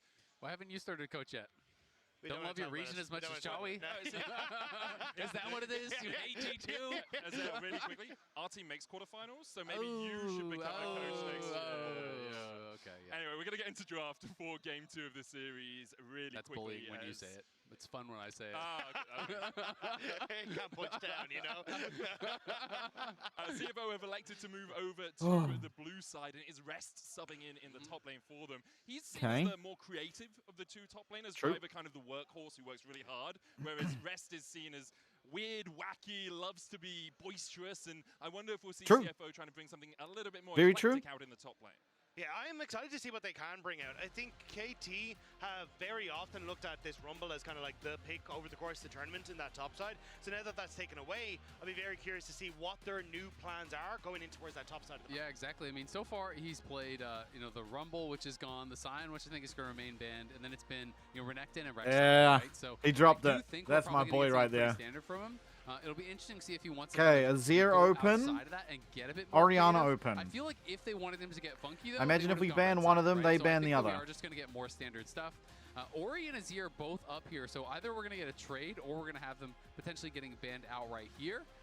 And we'll see, that's going to be the kind of key to me, because that really does dictate the first couple picks. Noise is open, but okay, so it'll be an Orianna Azir trade. What side do we want? Honkyu's played a lot more Azir than he has played Orianna. I just kind of saw that as like a guarantee, because to me that it's like, if you don't ban Scion here... Drink secured, draft is on. Hello, Vestian. Yeah, also Scion. Hello, hello. How you doing? We've got Azir, Orianna, and Scion all open.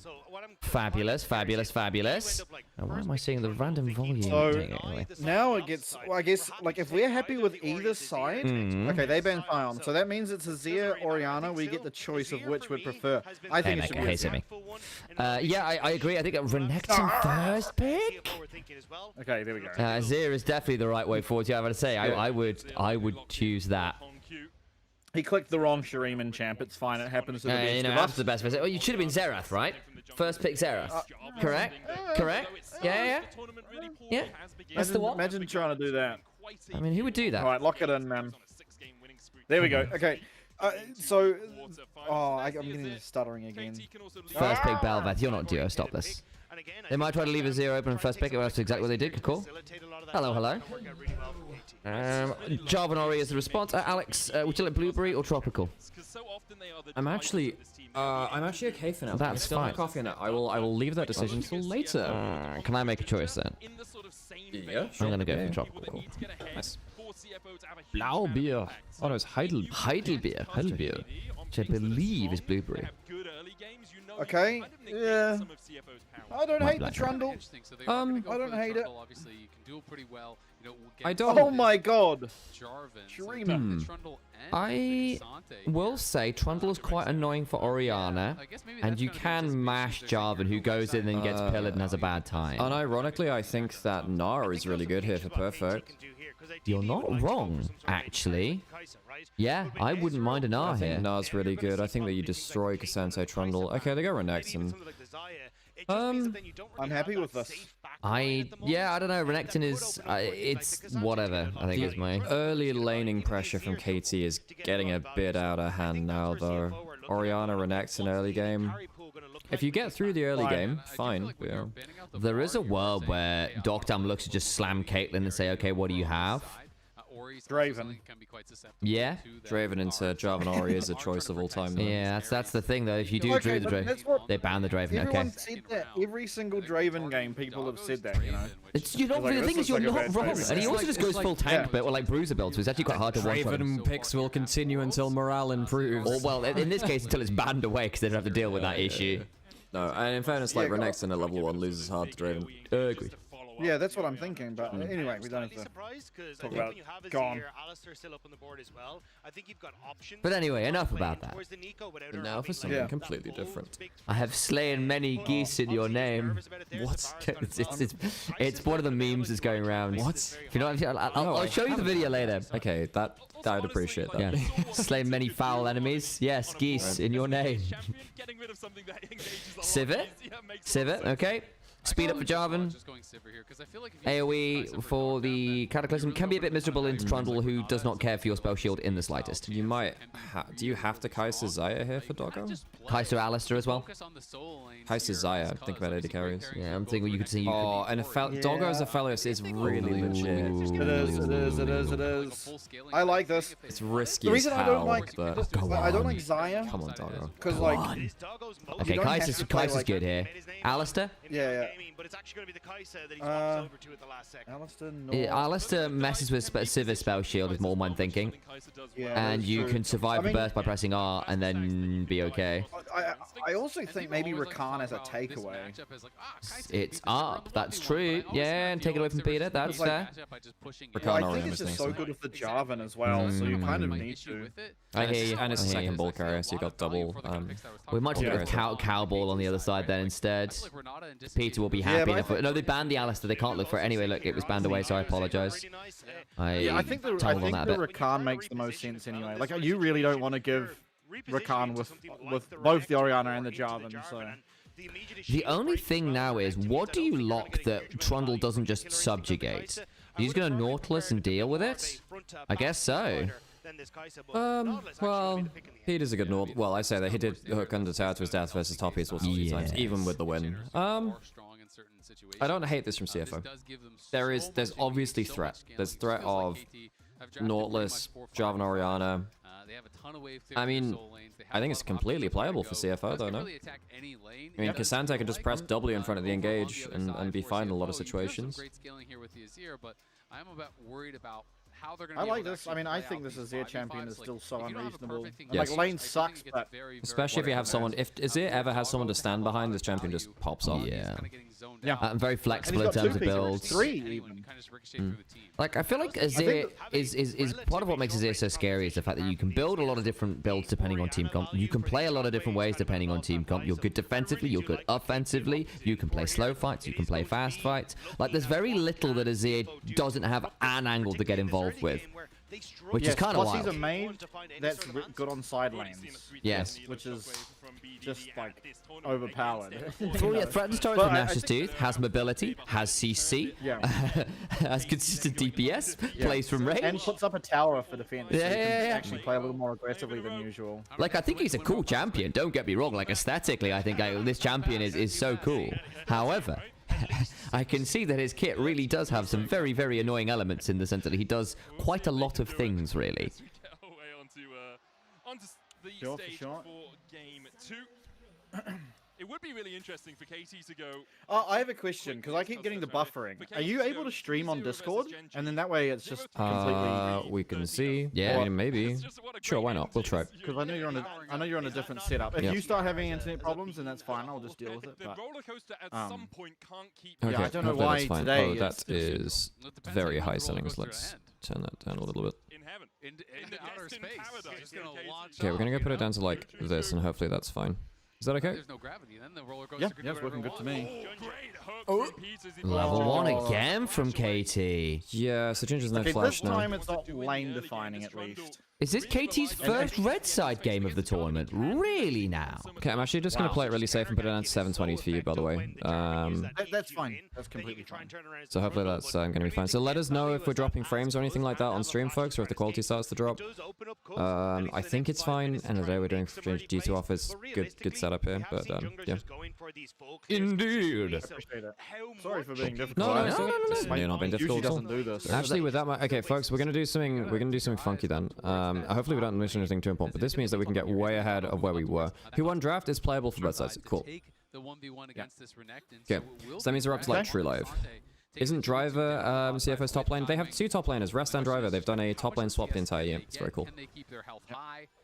To really be able to get as much oh, it is the Taeyin swap as well. Yeah, Kai'Sa. I mean, it means that Kai'Sa gets a little bit more solo XP. You get to escape the Nautilus level 1, which can be really annoying.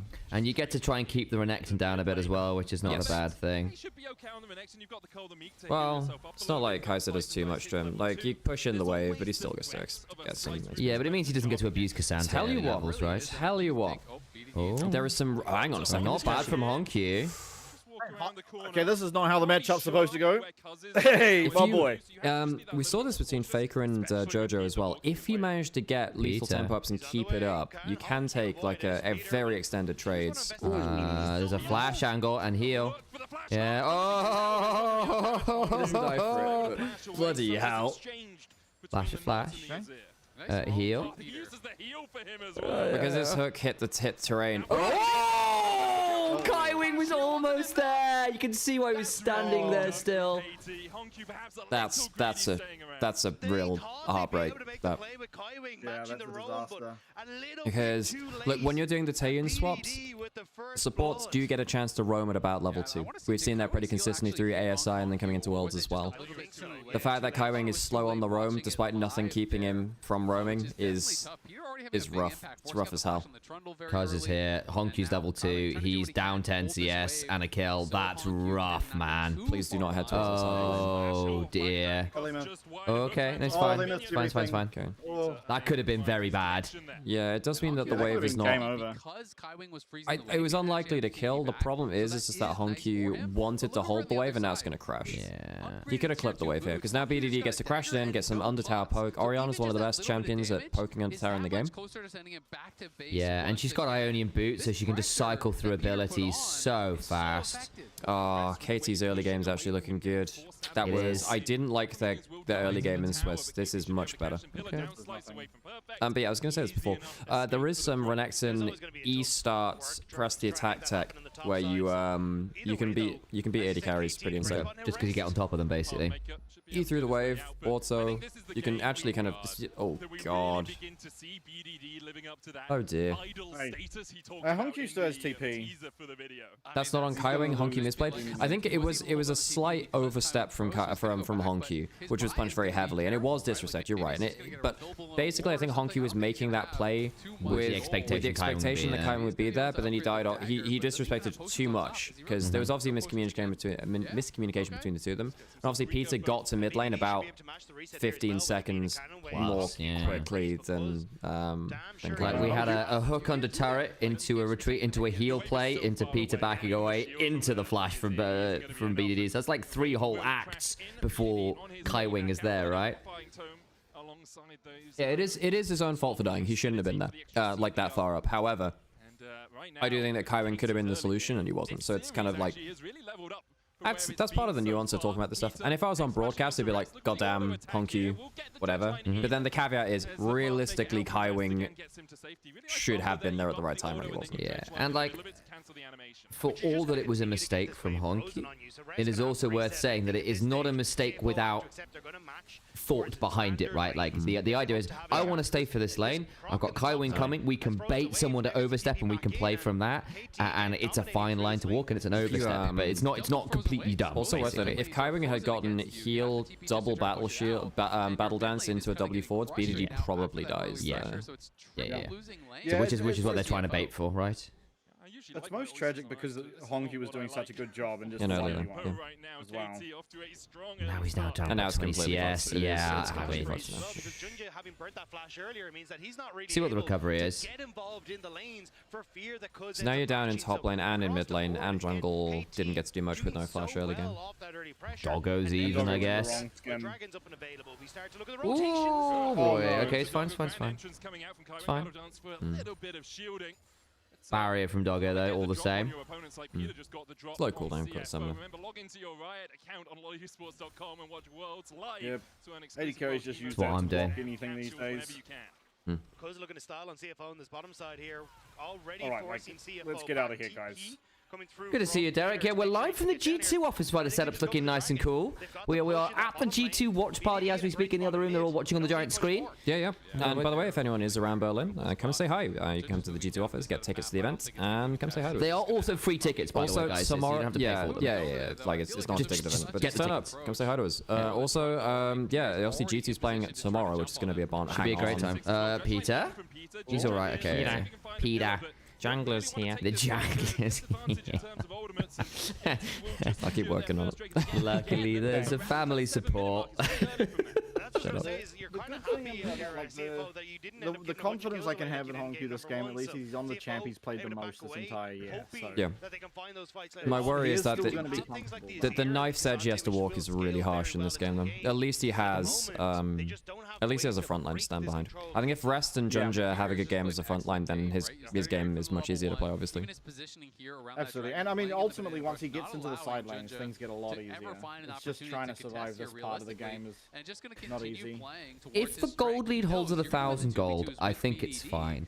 You probably do want to try and get some plates on the other side. You could play for Grubs, maybe. Yeah, you don't really want to give Grubs up against Ori Renekton, who are very good at pushing in these side lanes. Can you fight Renekton Jarvan level 7 and 6? I feel like this is a really big power spike for KT, no?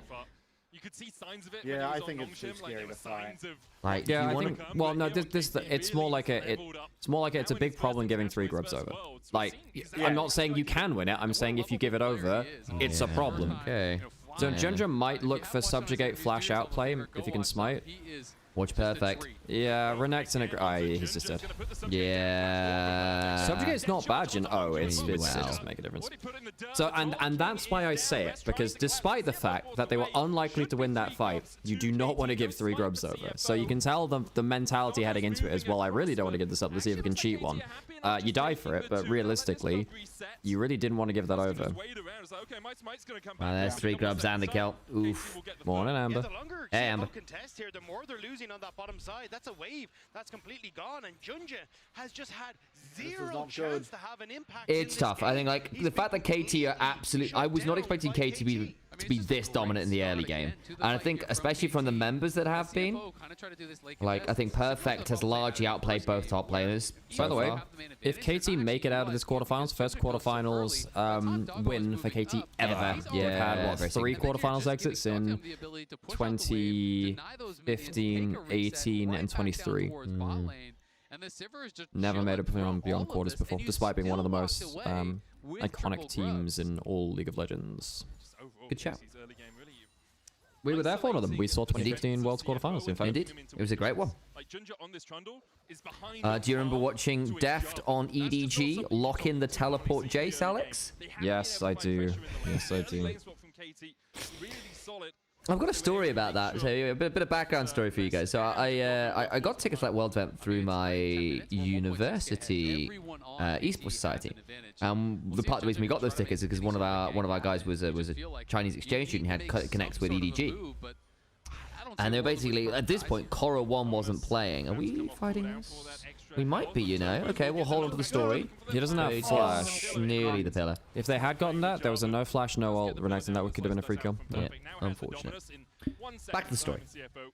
And by this time, Korra 1, who was there, the captain, the top laner, huge part of EDG's strategy, had been subbed out for a while. And he'd won MSI as well, importantly, too, earlier that year. Yes, he had. So it was a huge thing. And then I had heard through my friends, like, the reason they've not been playing Korra is they've been holding him back 4 quarters for these secret strategies. And so I knew ahead of time that Korra was coming in, and he came in and just ran it. He wasn't good. He ran it. It's really bad. But they brought him in. So, oh my god, Korra 1's playing. It's incredible. He's back, and then it's just like, oh, TP, like the dev ducks TP Jace bot, and it's a disaster. It was TP bot. Triforce Jace AD carry. Yeah. Oh. It was not the best time to the LPL. But they came in so excited with all of these, like, oh, that's actually not bad at all. You take that win, and Peter goes forwards. And something that could be exploitable. 45 seconds until the dragon. Dude, Peter's just got a summer home in this mid lane, man. Kaiwing's here as well. Oh, not bad. No. Kaiwing's late again. I swear to God, this guy has a fucking summer house in mid lane. I mean, okay, that was awesome from Peter. Now the thing is, again, I'm like, realistically, how much of this is on Honky, how much is on Kaiwing? It's a healthy amount of both, you know? Better ganks, Kaiwing. Better ganks. And better days. Oh, man. It's about to be I think... Good ult! Dog walks him! Damn, son. That was nice, actually. Yeah. You take what you can get there. I mean, it's smooth moves from Doggo to survive in the 1v3, but at the end of the day, as you say, that's Still flash, still an ult. That's flash, that's ult, and your defensive highlight is just staying I mean, alive, I while KT is I gonna feel start so bad for saying, Oggy. Look, as a mid laner myself, sometimes you are left in these scenarios where like, well, I'm either dying for the wave or I'm getting nothing of value. And sometimes it feels actually worse not doing anything and just losing the entire wave like that. I don't know, man. I think that last one, you don't expect Peter to just flash ult you. Yeah. And in fairness, you did have Kaiwing there. So again, it's one of these things where like, Hongqiu can't afford to leave there because you don't want to give up place to BDD. You're already behind the curve. You need that wave. And you've got Kaiwing there to support. You have to take the risk. Junja is about to have a really... Peter has been Peter's been so good. Yeah, Peter, this is a huge support diff. Now, I do think... Now, it looks bad that Kaiwing is not there for these plays. And I think particularly the first one, you can't let a support sit in mid lane, denying your enemy, denying your mid lane XP for like 30 seconds. You can't do that. But like, Peter's just been everywhere, man. Hello, Charlie. Good to see you. Hey, great to see you. That's some very lovely words. Great to see one of our fellow co-streaming friends. As that'll be a very nasty dive bot side. You should, by the way, Charlie, in off-season, you should teach me how to play a Nuzlocke, by the way, because I've always wanted to do a Nuzlocke run. That'll be a fun thing to do at some point. Yes. I mean, this has been... I was expecting this series to be arguably the closest one. Yeah. This is looking anything but right now. No. There is still the reverse sweep angle. I'm just saying, I thought it'd be KT 2-0 and then a reverse sweep. That's true. I think we did have that conversation, saying that would be the funniest thing. Look, KT Rolster will always do the objectively funniest thing. Ooh. Okay, they get a TP. Excellent. Thanks, Charlie. We'll book you in. It's all going according to plan. It's just the reverse sweep. Editor's note: Keikaku means plan. Shut up. Shut up, Sam. Wait, do you know that meme, Bastion? I don't. So there was this is like early 2000s anime meme culture, which was before anime was much more culturally significant and acceptable, I suppose. But basically, there was like a fan translation of Death Note, and it was like all according to Keikaku. Translator's note: Keikaku means plan, and it's just like you could have just said plan. So then it's just like this, yeah. So occasionally when something was just like really unnecessarily left in the original language when there's a perfectly reasonable word, sometimes people bring up that meme again. So much tower damage. I see. Every single time you have one of these failed plays. God bless Death Note translations. Yeah.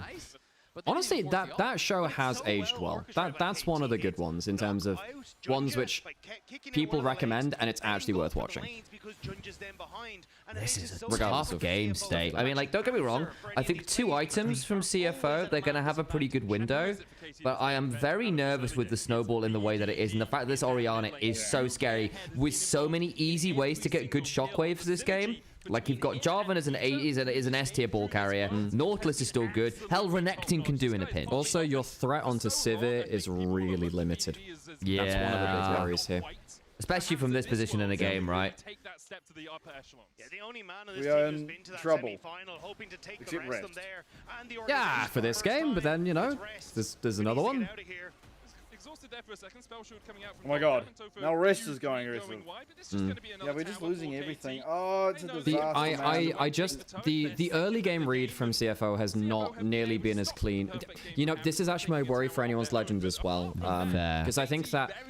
Oh, no, okay, no, CFO did go through the 2-2 bracket. But like, I think going into quarters... Actually, no, this is... Weirdly, this is my worry for KT and anyone's Legend. I thought they'd be coming in cold because it's been a while since they've played. They haven't played in 12 days, which is a long time when everyone else is updating the meta, you know? On the other hand, they've then just got to practice and watch everything, and considering there's not a lot of time at the minute... He doesn't have flash. Can you get E out? He's dead. Not bad. Give it to Doggo. Nice. You take that, I think, every day. And the Cole's just cashed in as well. That's a blue number on the bottom of the screen. Blue! To be honest, that's who I have the most confidence in. Sorry, say again? Sam was... Yeah. It's who I have the most confidence in too, but not the easiest. I mean, Kaiser's just not that easy at carrying a game like this. There's not really that much setup for her. You might be able to sidelane it. Maybe. Yeah. But the problem is, once KT get their next dragon, then side laning becomes a lot less of an issue. So, by the way, folks, if for those of you who weren't around watching League in about, say, 2019, 2018 latest, I think a lot of people who now watch think, yeah, Honky's... I don't know, there's maybe a teleport from Rest. Rest's coming. Good backstep from Honky. Got a shuffle away angle. Oh, well buffered, cuz. Oh, the redemption. I actually think that Honky could have made it out with a... Wait, was this flash up? Oh, Rest! Oh my god! Surely! Redemption angle. Peter's pulled back, but they still have the damage. Renekton's free farming stuff. I think that Honky could have flash shuffled. Yeah, I think so. Maybe. I don't know. Maybe Cuz could have body blocked. It's a little rough because Cuz was basically saying, look, I'm not going to ult until you ult because I can just go unstoppable. He wants to body block the shuffle out. Tough.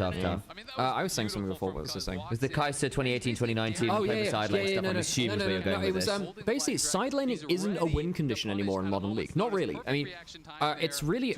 I actually can't believe it's fallen away so much. For those of you... I mean, there's a bunch of people in chat who were watching all the way back in 2015, whatever. Like, team fight comps weren't always the standard. You could have, you know, wombo combo comps was a specific kind of comp because it wasn't always standard. You'd have side lane comps with split pushing. You'd have duelist comps. You'd have, obviously, you'd have lane pressure and stuff like that too, and like really early game snowball. But I would say around about 2018, 2019 was when that was the last hurrah of split push win conditions, where you actually had like, you get a duelist with some help on a side lane, a good matchup, and you can actually win the game through side lane. And it wasn't about, you know, it wasn't about team fighting. No. Yeah. The Fiora could walk into a 5v5 and occasionally win it, but it was not what you picked it for.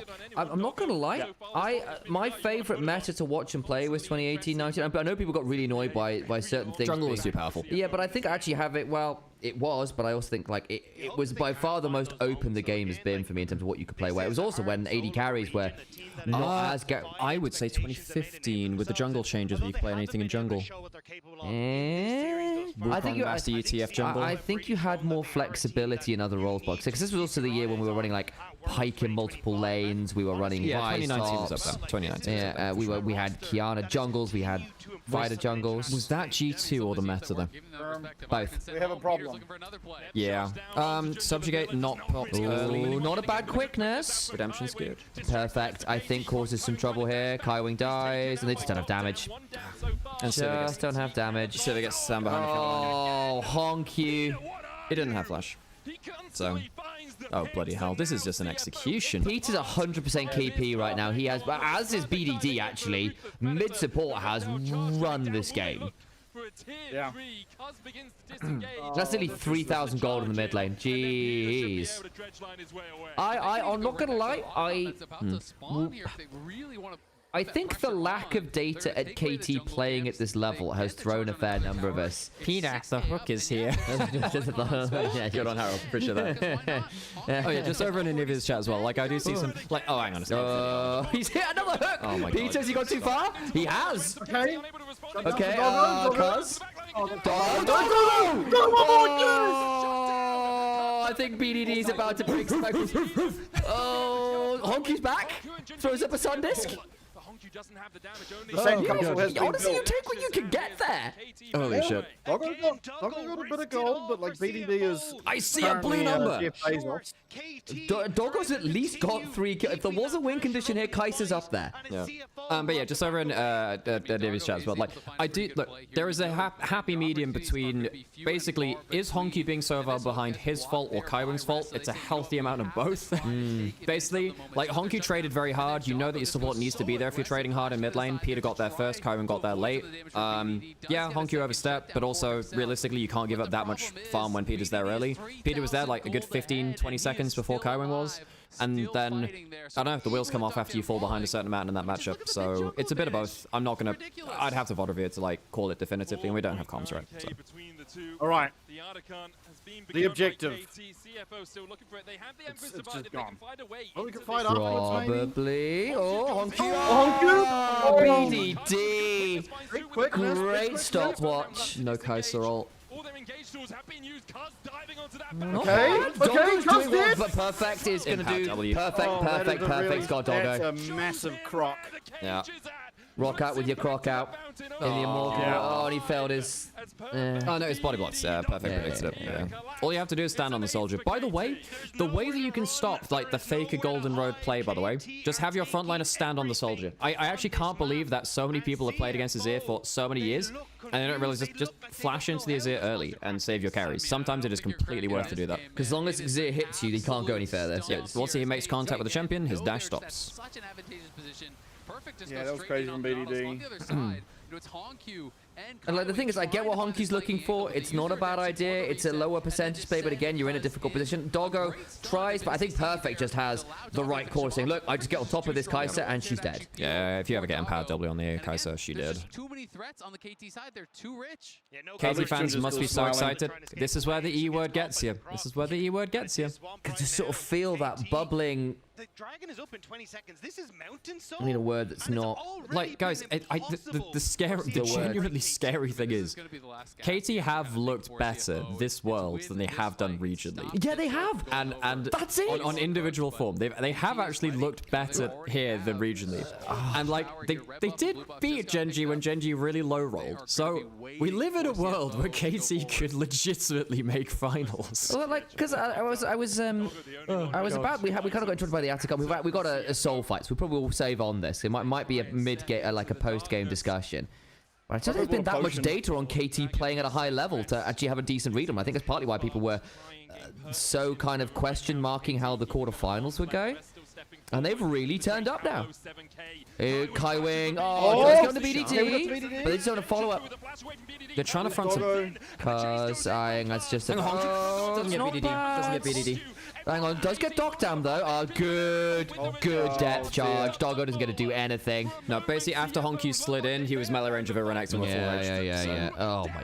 That is a... Bloody hell, that is 100% KP on BDD at 6-0-15. Jesus. Okay, I don't think you should give BDD Orianna.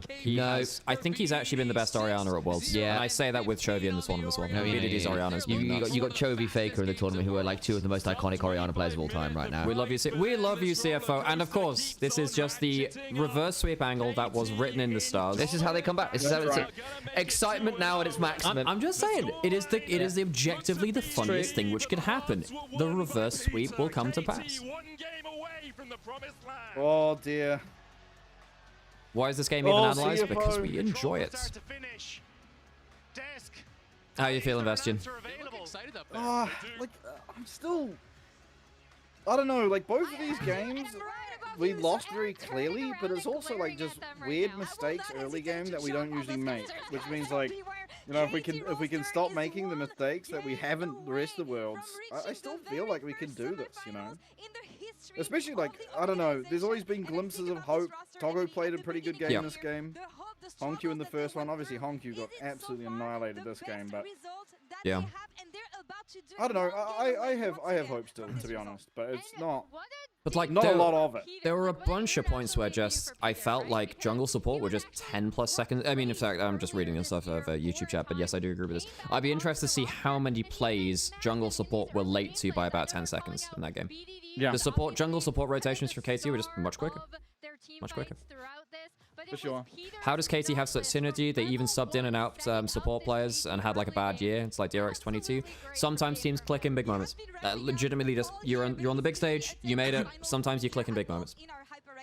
Good news is, CFO were the first team in the world to reverse sweep in a best of 5 in Fearless.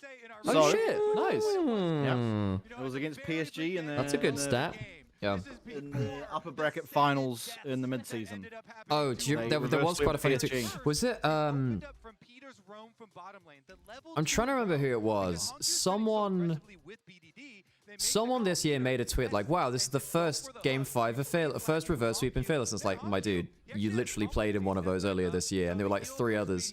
But like, look here, look how late the Rakan is for this. You can't afford to drop that kind of XP. And it looks bad because he's walking forwards into the Orianna, but he's trying to get an XP range. Because you can't afford to drop that kind of XP. Like, particularly against Orianna, what happens when Orianna hits an early level 6 is that she slams ult on you and you're out of lane for the next 2 waves. So you actually end up just... Orianna takes a small advantage and turns it into a 2-wave advantage. It's really, really annoying. You good, Sam? Yes, I'm just making tweets. I've got the script up on my Twitter. Oh, Peter had Peter's having a killer series so far. Yeah. I'm trying just late again. As he would have wanted to be in this early game, right? And the thing I really love, as we still see Peter just a Hongyu dying montage. Hey, stop this. Hey. He did. I'm sorry. He did die a lot. Yeah. He did. There's 0, 7, and 1. Yeah. Hey, that's passionate gameplay right there. That's the. Is that your term for them? Passionate gameplay. Yeah. Is a great sign based on what we've seen from this team previously in Split 3. And that's a crucial point here. We were expecting KT to get better at those stages of the game. Fearless favors CFO more with BDG's champions being out. I mean, you do typically want him on like 1v9 mages because he does everything with it. He wins lane and he wins team fights and everything. I'm interested to see how the drafts adapt later into the series because we have 2 top laners. True. From that game. You have to try and at least get 1 winning lane. You have to play better in skirmishes, better in team fights, because KT just absolutely It's always hard to pick. They're making this look like a very unfair. I really like the energy which Kobe and Emily bring to the, because they're both like very high energy, upbeat people when they're like when they're on the desk. Yes. He has this consistent. Alright, Kobe is kind of like the golden retriever of analysts, and I mean this in a very positive way. He is kind of, it's very hard to not be happy when Kobe is happy on stream. Yeah, you know, he's very infectious happiness. He does like his passion for League bleeds through, right? Dude, he's been a pro since season 1, and he's still this passionate about League. How? Yeah, I get burned out so easily on this game sometimes, and this guy is just still chugging away. I'll put this out there. Just goes to Grandmaster for fun. Arguably, my favorite League of Legends moment from a caster ever is the I never doubted them. Yes. Right? I really dislike this narrative that casters can't have biases. Yes. Having people like Law playing into the memes for the excitement stuff with KT is great. Having Kobe like, God, yes, I love COG. We had that with DFM. Matters. It's okay. Yeah, like these are people too who love these teams too, and it's okay. It becomes an issue when then you start when it starts like. Yeah, when it starts reducing the quality of your cast because it's like you start detracting from other teams because of your bias. Like, oh, well, actually, it's not that good because it's blah, blah, blah. Yeah. Like, that's when it actually starts to be a problem, really. But, exactly. But that's not something that you really see at top level of broadcast. Yeah, whereas actually Kobe does it the way it's like, no, they're destroying my hopes and dreams. Why is this team so good? How could they do this to me? Kind of thing, which is kind of more entertaining, right? In the LCP, I would like, obviously when there's a Chiefs game was on, I would be overly supportive of the Chiefs. You know, the literal only Oceanic team in the world. Yeah. And like, the chat would be like, oh, these casters are biased. Like, no shit, man. Yes. We're from OS, and there's one singular OS team in the world. What I'll say is, what often has to be the balancing act at that point is your co-caster then also playing along with it and playing the other side of the coin. Yeah. So like, I'm very happy to be biased for one team, but then like, I kind of need my co-caster to be like egging me on the other side of it. Yeah. That did happen in the LCP because Blue Panda's quite a contrarian. Good. So it kind of like works out in that respect. It can be risky to be a contrarian, but the art of disagreeing in a fun way is actually quite a hard one. So being a contrarian, very valuable, but you do need to thread the needle with that a bit. For sure. Yeah, I think it's like honestly, I think being biased to the team that like you support actually adds to the quality of the cast. Like obviously not going over the top with it, but like you got to show emotion when you feel it, you know? Like you can't part of casting is like being real as well, I find. You know, like I never go onto a broadcast and act a way I don't feel. Because then I just like, if you get asked to justify it or whatever, it's very impossible to. Yeah. Like, I mean, the big one in EU right now is stuff like KC and like the Spanish teams and stuff like that, right? So, I mean, that one's a little bit hard to navigate because obviously we have, you know, so Jack Spectra, obviously he played in the Spanish scene, he played on Heretics for a while, so he actually has some connections to the Spanish teams. And then you have, you know, Law, who's on the French teams, but not everyone on the broadcast has like a direct link to those teams. Not ones which the fans immediately recognize anyway, so it's a little hard to be like, I'm in this camp or whatever. But yeah, you can do like little shout outs and whatever. What we tend to do with that is like throw in an extra line or two of either Spanish or French to kind of add to the occasion. We had a really fun one in LPL actually, where we had the Bellissimo BLG for shout out Spanish. Yeah. Spanish, sorry, Italian. I'm dumb. I just Spanish in my mind. Grazie ragazzi. Yeah, exactly. Stuff like that can be quite cool too. I mean, that's more flavor, right? That's not bias, but you know what I mean, right? Trying to speak from one team's perspective can be especially when they're doing well, right? It's nice to like celebrate. I tend to celebrate rather than undercut where I can. Yeah. Okay, I'm gonna go look for a snack real quick. Go for it. And get out of this room very quickly. We run ads. Yes, we have. Cool. Yes. Fabulous. Bias cast needs the straight man to set contrast to enhance the drama. Yeah, exactly. And or you just need to actually like.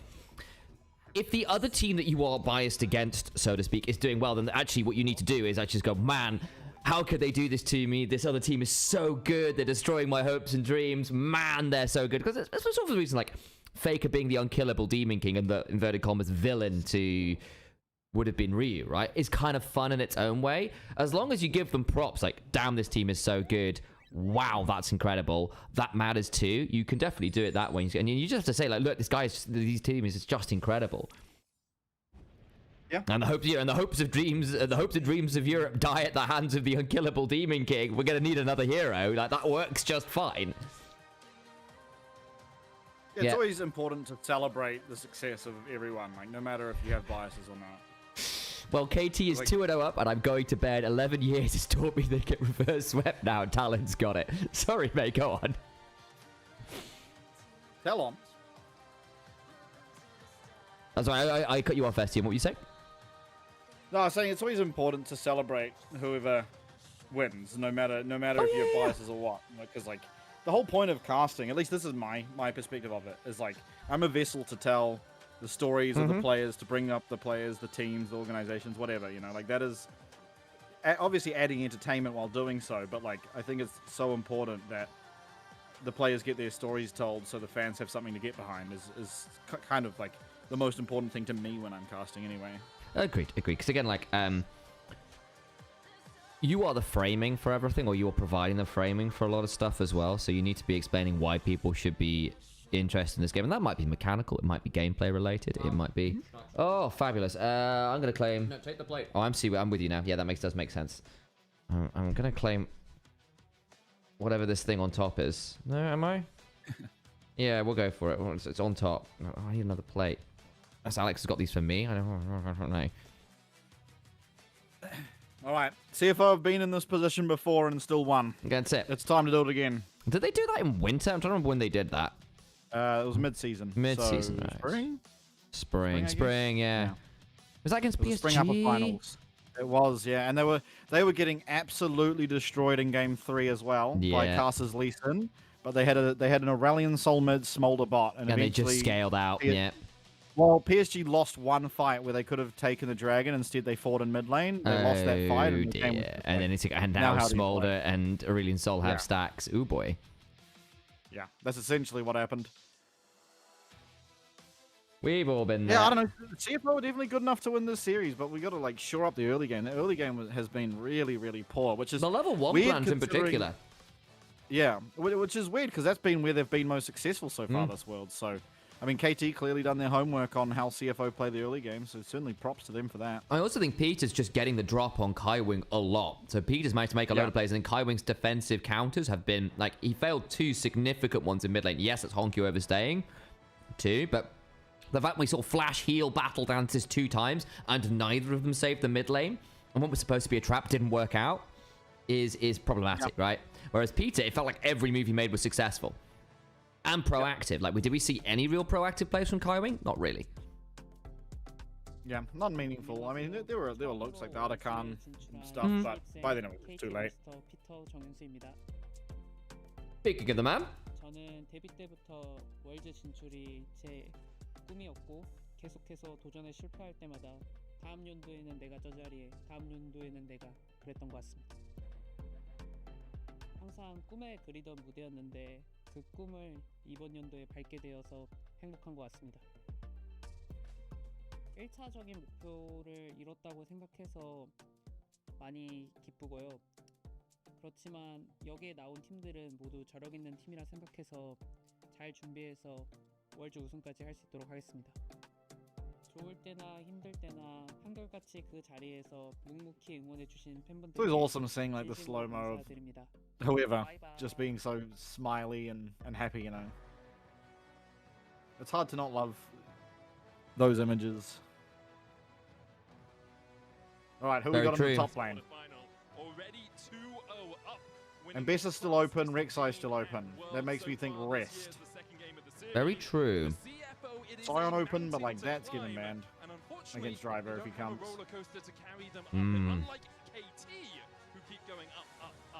BDD's looking like he's sitting on the top of the mountain, rolling down boulders at him. I mean, this is looking tough.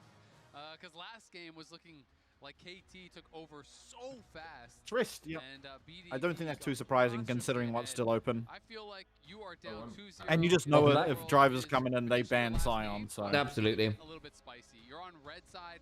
I think that means we're going to get some interesting Okay, what's open in jungle? Like, Vi's banned. There's the Pantheon, which hasn't looked that amazing. Now you can see it.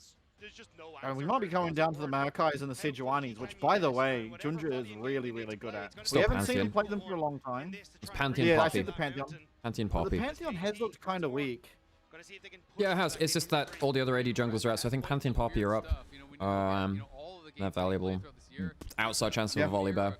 Okay, so if we're looking at reverse sweep angles, what do we need to see for CFO to get better? I'm assuming better early game, better level 1 plan, winning bot lane if we can get it happening, and yeah. I mean, ultimately, to me, it's just been the level 1s and, you know, the time there and after. Because we haven't really been able to see CFO because they've just put themselves in such huge rough deficits, positions from the very onset. I can agree with that. So Ryze is gone, so they're not buying into Ryze Cassiopeia BS stuff. Agreed. I think, yeah, I don't know. I think Honku has, yeah. I mean, game 1 wasn't bad versus BDD, but that last game was just lights out, you know. Yeah, no, absolutely. What do we have? I mean, I'm most interested for bot lane because we know Doggo will pick Lucian, he will pick Draven. Okay, we've banned Ambessa. So Sion are open, but we know that if they pick it, we're going to pick Rek'Sai. So this is something we know. Rest will put Rek'Sai into this. He did it against FlyQuest in game 2. Yeah, Sion is up, and I feel like you have got So there's no Trundle, so this is just a free Sion pick. So what do you do? And you don't have Ornn, you don't have Cassante. Okay. You can Mordekaiser to take him out the equation. Now, so Weibo did this and it was kind of fun. You can do double removal. You can do Mordekaiser plus Poppy and just say, you want to play front to back? No, we have 2 ults to remove someone from the play. Okay, go to the Rex angle instead. Yeah. I mean, Rest completely dominated Bwipo in this 1v1 last time. True. That's true. So whether that's just because Bwipo was playing poorly or not, it'll be interesting. We'll find out here, because Perfect had a very good series for himself so far. You could Aatrox for the 1v1 matchup, but doing it early is risky for Aatrox. Rest, I mean, both of them play Aatrox, but they don't play a lot of Aatrox. I wouldn't want to see it. Okay, if we pick the Caitlyn, The nice from Dr. I kind of Peter. like this. Yeah. What do we pair alongside it though? Are we going to go range? Because then it leaves us a little vulnerable for engage, but that would just mean I think Junja would go Maokai or Sejuani, which is fine. If you go Alistair, you are just getting blasted in 1v1, and then what you're doing is a Taeyin swap. So you're gonna, if you pick Alistair, you know you're gonna swap. And then the problem is, CFO have shown what happens when you swap very good level 180. I mean, hang on, guys, Dogdam is... He's a Draven player. Okay, so they're not going to go for the swap. Okay, so they're just going to go sack bot lane pressure, Ziggs Alistair, soak up farm. Unless BDD's playing it mid. Because we've seen a little bit of Ziggs mid. legitimately, you could have locked the Draven and done what CFO did to T1. This is the setup for it. I'm just saying, BDD could play that mid. That could still be the Draven angle. Not blind Ziggs mid. The important thing about that, though, is that we also had Kiana against Vi, so we got to guarantee, essentially, where Junja could start and play the jungle. which you couldn't do at this point of the draft because you'd already locked in Alistair, and there's no jungler. Yeah, but you could have locked something like Poppy, which is disgusting at early levels. Yeah. So. I'm surprised that Poppy's still through the draft, by the way. Yeah. Yeah. I think we should ban it, being that we have a Rek'Sai. Yep, I think Poppy's a good ban. Also for the Bard, actually. Hey, Katari, good to see you. Yeah. Yeah, come through a portal straight into a wall and dying.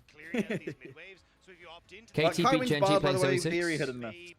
That's true, they did do the Zoe Ziggs comp. You're actually right, that was the 11 kill Zoe game, so it could be Zoe for the double poke. And in fairness, for all you can build to magic with this, I don't think it's enough to deal with that amount of magic damage coming at you. That is true. I mean, Also, this is a game where Caitlyn can kind of ult you on midways because there's no lifesteal. You have Alistair heal, but obviously later in the game, Caitlyn ults will do Caitlyn's pretty good at poking out Ziggs. I don't normally like Caitlyn ulting just randomly in lane because most AD carries have enough sustain, but Ziggs does not, yeah. Doesn't have that. Yeah.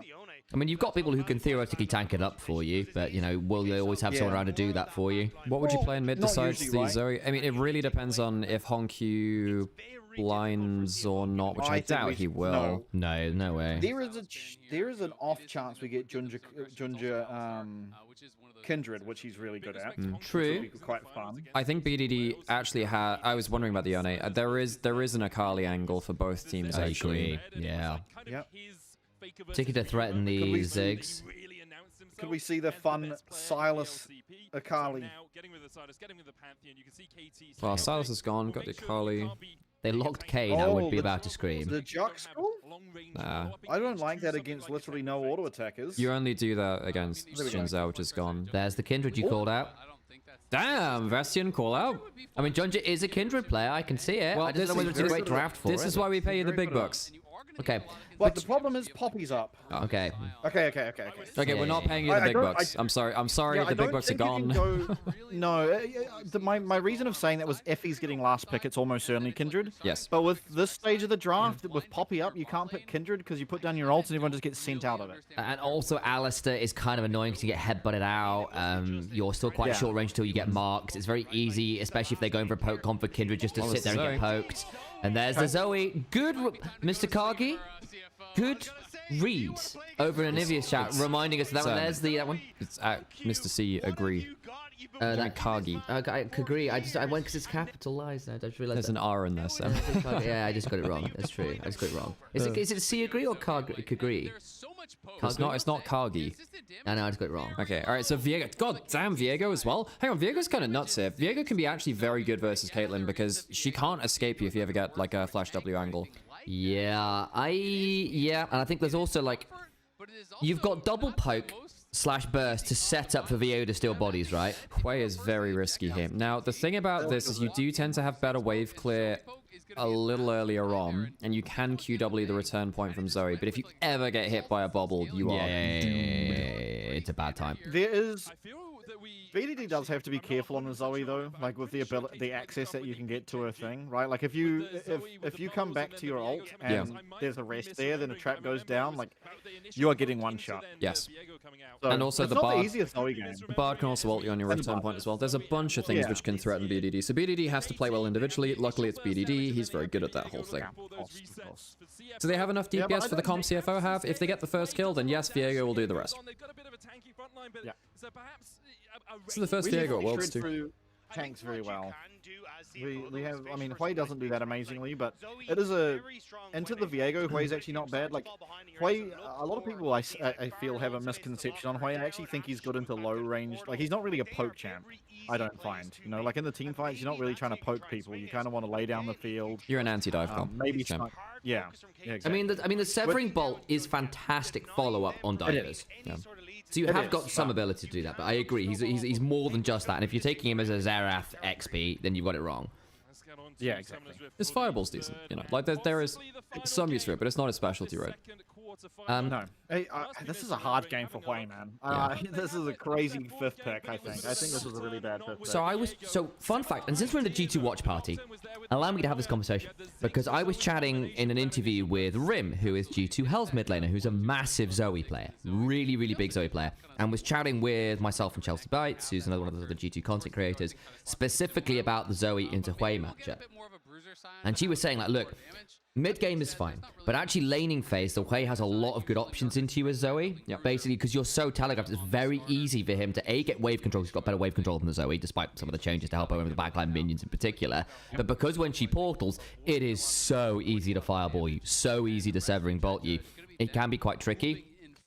What you do end up, though, is in the mid-game, he hates the bubble. So if you can play around that, you do get a lot of value. But it is strictly, I wouldn't necessarily say a counter pick per se, but it is a good laning matchup into the Zoe, and you can sort of trade range for range, and you've still got a lot of sort of like control, understandably as a control mage. Yeah, for sure. I mean, also similar to like, you know, the rest finding the teleport back angle is like you can put down the whatever the fear is called. I can't remember the name of it, but Grim Visage or Gaze of the Abyss are the two fears. So the fear that makes you just run away is Grim Visage. Gaze of the Abyss isn't a fear, it's a root. Gaze of the Abyss is the root, yes. Yeah. Okay, yeah, that's the one I mean. It's like if you ever go forward and like Honkyus are playing aggressively enough to be able to put that down, then you're just like gonna get rooted up, and again you fall into the same issues. Yeah. I will also. Okay, bot lane's a really good matchup for us. Yeah, big time, and it's actually straight up lane as well. So it's not like we're getting the Taeyeon swap. So the Caitlyn should get value here. As soon as you log the Ziggs, you know you're not Taeyeon swapping. Ziggs doesn't want to be left alone versus Rek'Sai and No. And also, I mean, Doggo is a phenomenal Caitlyn player. Yep. You know, penta killing T1 at MSI. This is a good start. But... Again, another thing I resent about this player after inting all the games which I casted him for 2 years. That's a fantastic lower third there as well, saying like, yeah, there was like go through the different quarterfinals. 2023, that's right. Out in quarterfinals, just going through them all. It's great.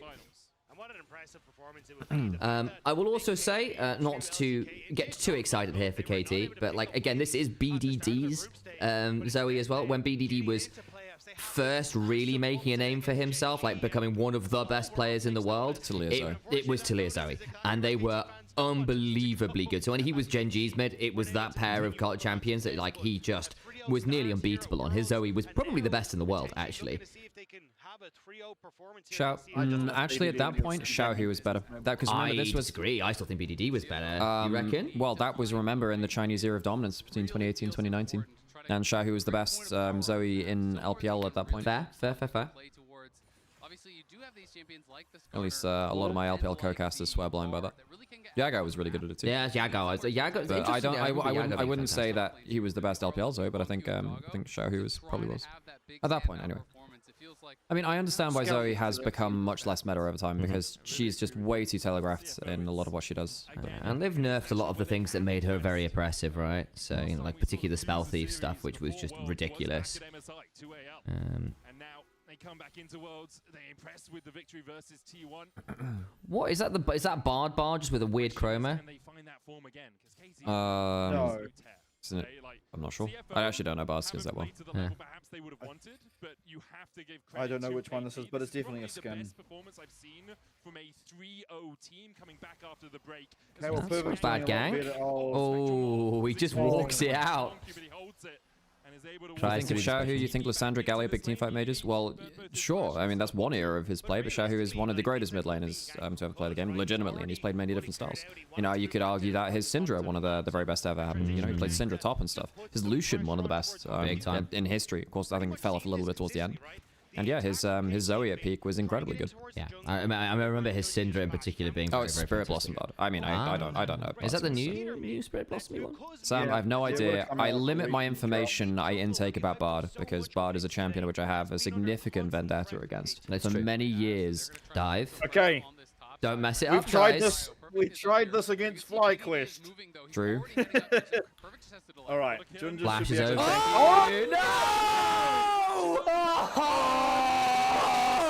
It's a disaster. Oh no. Okay, Junja's not tanking.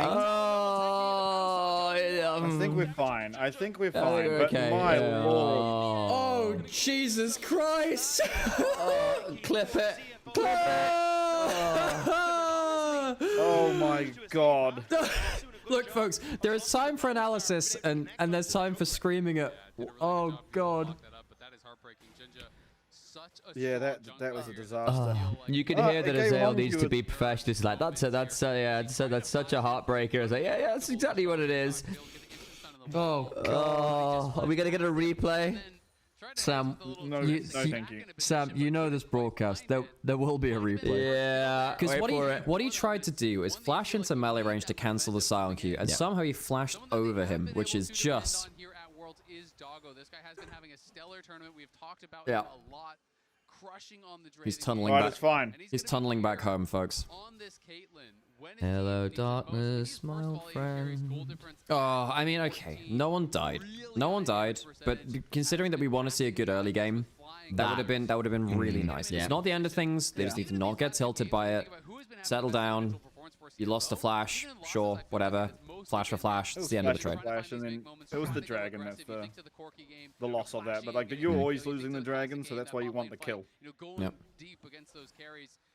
Because the CS doesn't matter either, because even if you get the kill, Perfect still gets all of it. So yeah. One of the big things about Zoe that happened earlier this year is that you ooh. Close. Spell Thief was on from the exhaust. We had the extra movement speed. Although it was kind of off anyway. But yeah.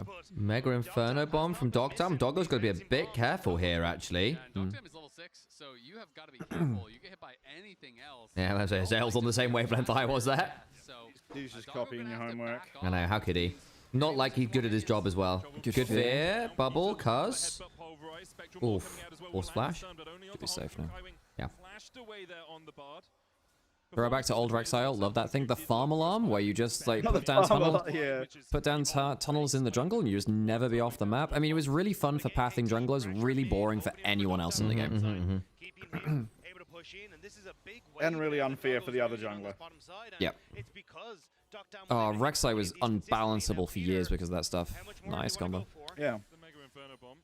How is Doggo so far behind in XP? How's he a full level down in XP? I know this just left. I mean, this is wild. Well, Kaiwing leaving would give you more XP because it'd be solo XP. No, I'm saying like in terms of the CS, it's just been like not winning. Well, I was thinking about no. This so obviously just got shoved out in lane. He's collecting clashed waves, so the CS will be better. But yeah, Doggo being a full wave behind in XP with Kaiwing roaming. I mean, I know Peter was as well, but that's not good for a Caitlyn. Caitlyn wants to be up in XP and CS. Is Ziggs that good into Caitlyn? On cue. God, has to flash. BDD is being so oppressive at this point. Okay, so for those of you who are less experienced with watching Zoe, the big things are, where is Zoe in the lane? If Zoe gets to push you into your tower, Zoe's having a good game. Yeah. If Zoe's under her own tower, she's having a bad game. That's, you know, pretty big for any champion, right? But particularly for Zoe, the win condition for Zoe often is, do you kill mid lane enemy turret first, or does yours die first? Because it opens up so many opportunities. Oh, Peter! I think even if he dies here, he's happy. Even if he dies here, he's happy. Rest? Okay, rest is out. No, slapped again. Yeah, that's unfortunate. And the bot back onto Kaiwing from Dogtam. Oh, KT. Yep. The early games, wheels are coming off again. Yeah. And now the problem with this is, again, so now you're going to get 3 grubs out of this. If KT get enemy turrets down first, the Zoe gets extra bubbles into your jungle. When you are clearing your own jungle camp, sometimes a random bubble lands and you die. That's bad positioning on the wave from Honky. You need to make sure there's no bubble angle. Taking that random bit of damage is whatever. Oh man, and then Peter just nails him. Nasty. Look, honestly, BDD's had an excellent series today. I think Peter has been my player of the series. Agreed. Oh, Lord Mega Inferno Bomb after as well. Oh, the bubble hits. You're not running cleanse. And I like. Part of the reason BDD is so scary on Zoe is his bubble accuracy and threat with it is incredibly good. The thing which I'm saddest about is that I don't even feel like I've seen CFO in this quarterfinals. They've not gotten off the ground in these early games. We know they can have a very cool set of team fights and like big power plays later into the game, but I don't feel like we've seen CFO get to that point. Get us better. No, we haven't. This is Trap. Good satchel. Great satchel. Took a moment to reposition himself there. Yeah, I think the other thing we're seeing here is some of that really nasty bubble into Mega Inferno Bomb combo, where you just like the bubbles amping the Mega Inferno Bomb damage with a Luden's Echo early as well. Like, sure, eventually the Skarner will be able to tank that combo. No one else will, realistically. Not for a while. Eventually. But, you know, how long is it going to take before Rek'Sai really manages that? Oh, I mean, I think at the same time that Skarner does. They're about the same level of tankiness, you know? I think, oh my god. You think? Yeah. I think you can get to more MR items earlier. Because Rek'Sai can tunnel away from the bubble. That's true. I'll give you the bubble trouble. Oh, Jesus. Oh, good CC timing. Not even close. Literally, Peter holds until the damage comes on through to make sure there is no window where you can get out there. I mean, Zoe, when you have a good early game, is insane. Also, I mean, realistically, how do you stop Zoe going forwards in this game? One, your Hwei is really strong, just hits you on the return pad. Rek'Sai's there, you called that out earlier. Or you have something like a Bard ult, but you do have to commit quite heavily to that in terms of, yeah, I don't know. Okay, this could be okay. Yeah, this is okay. Yeah, he has flash. He just satcheled aggressively. He just satcheled aggressively. He survives. Oh, Q's just shy. There's a flash from Junja he can kill. Oh yes!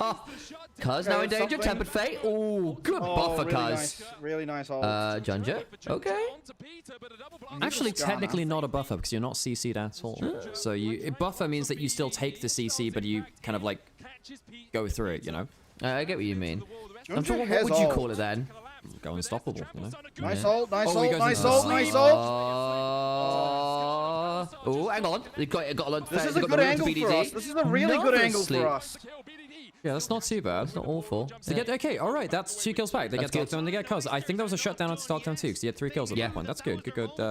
How did Junja get behind Darkdown so that he didn't spot it? Because he's literally satcheled the Caitlyn aggressively rather than holding it for defense. Yeah, well, he just walked through mid lane, but I think because Darkdown went down into River and there was no minion wave, so he just managed to avoid all vision while going through mid lane. That's crazy. I don't know whether he went through bot jungle to get there. No, I think it's he went through. He came from top side. He went through mid lane. Weirdly, that's one of the things which changed with mid lane being extended, like widened. There are some weirder vision plays you can make now with yeah. I mean, did he just? Yeah, he satchels aggressively. Yeah, watch. I think he just walked in the breaking waves. Yeah, he did. It was really, really well done. And oh, that's such a disaster. Unfortunately, Junji ends up getting it, but like you really wish Doggo got that. I mean, I don't mind the Skarner getting it actually. You need Sam's right. You need a strong front line, and Skarner can be that. Yeah, and again, like the fact that Skarner is now 1,200 gold ahead means he gets towards things like Unending Despair, Merc Treads early, which I think will be massive this game if you are going to play it out against things like the Zoe, things like the Ziggs. Yeah, and this is a really good angle for us to fight because Doggo can just put traps in the bush and you can't walk in. Yep. The fact they got the route onto BDD so we couldn't follow up and keep and get value from Peter's CC was pretty big as well. My worry about fights like this going forwards into the game is that you make one misstep and you get the resets from Viego. If you're not playing confidently and you're playing a little bit fast and loose, Viego gains so much more value. Yeah. Look, there's one thing that CFO are all the time, and that's confident. True. This is just shaping up the same way as their Game 3 against PSG when they reverse switched. And you know, it's 1k lead at 14 minutes, not the worst. The 3 grubs is a bit scary, Peter, but like he's taking a lot of damage. Peter, he's just about alive. Yeah, Junja used his ult. Okay, alright. Aggressive play diffused. BDD won't get threatened. Okay. Some good moves back from CFO to at least stop the snowball from continuing in the way it was. Yeah. This is much more promising after falling behind earlier. You still wish you didn't fall behind early. Cuz is so squishy. Oh, another bubble? Jesus, BDD. Oh, redemption just like in case. Yeah. So that's actually the point where you need to be really careful to kind of check your emotions as the Zoe player. Because if you actually go and follow through on this, there's a chance that Junja blows your flash by tunneling through the wall.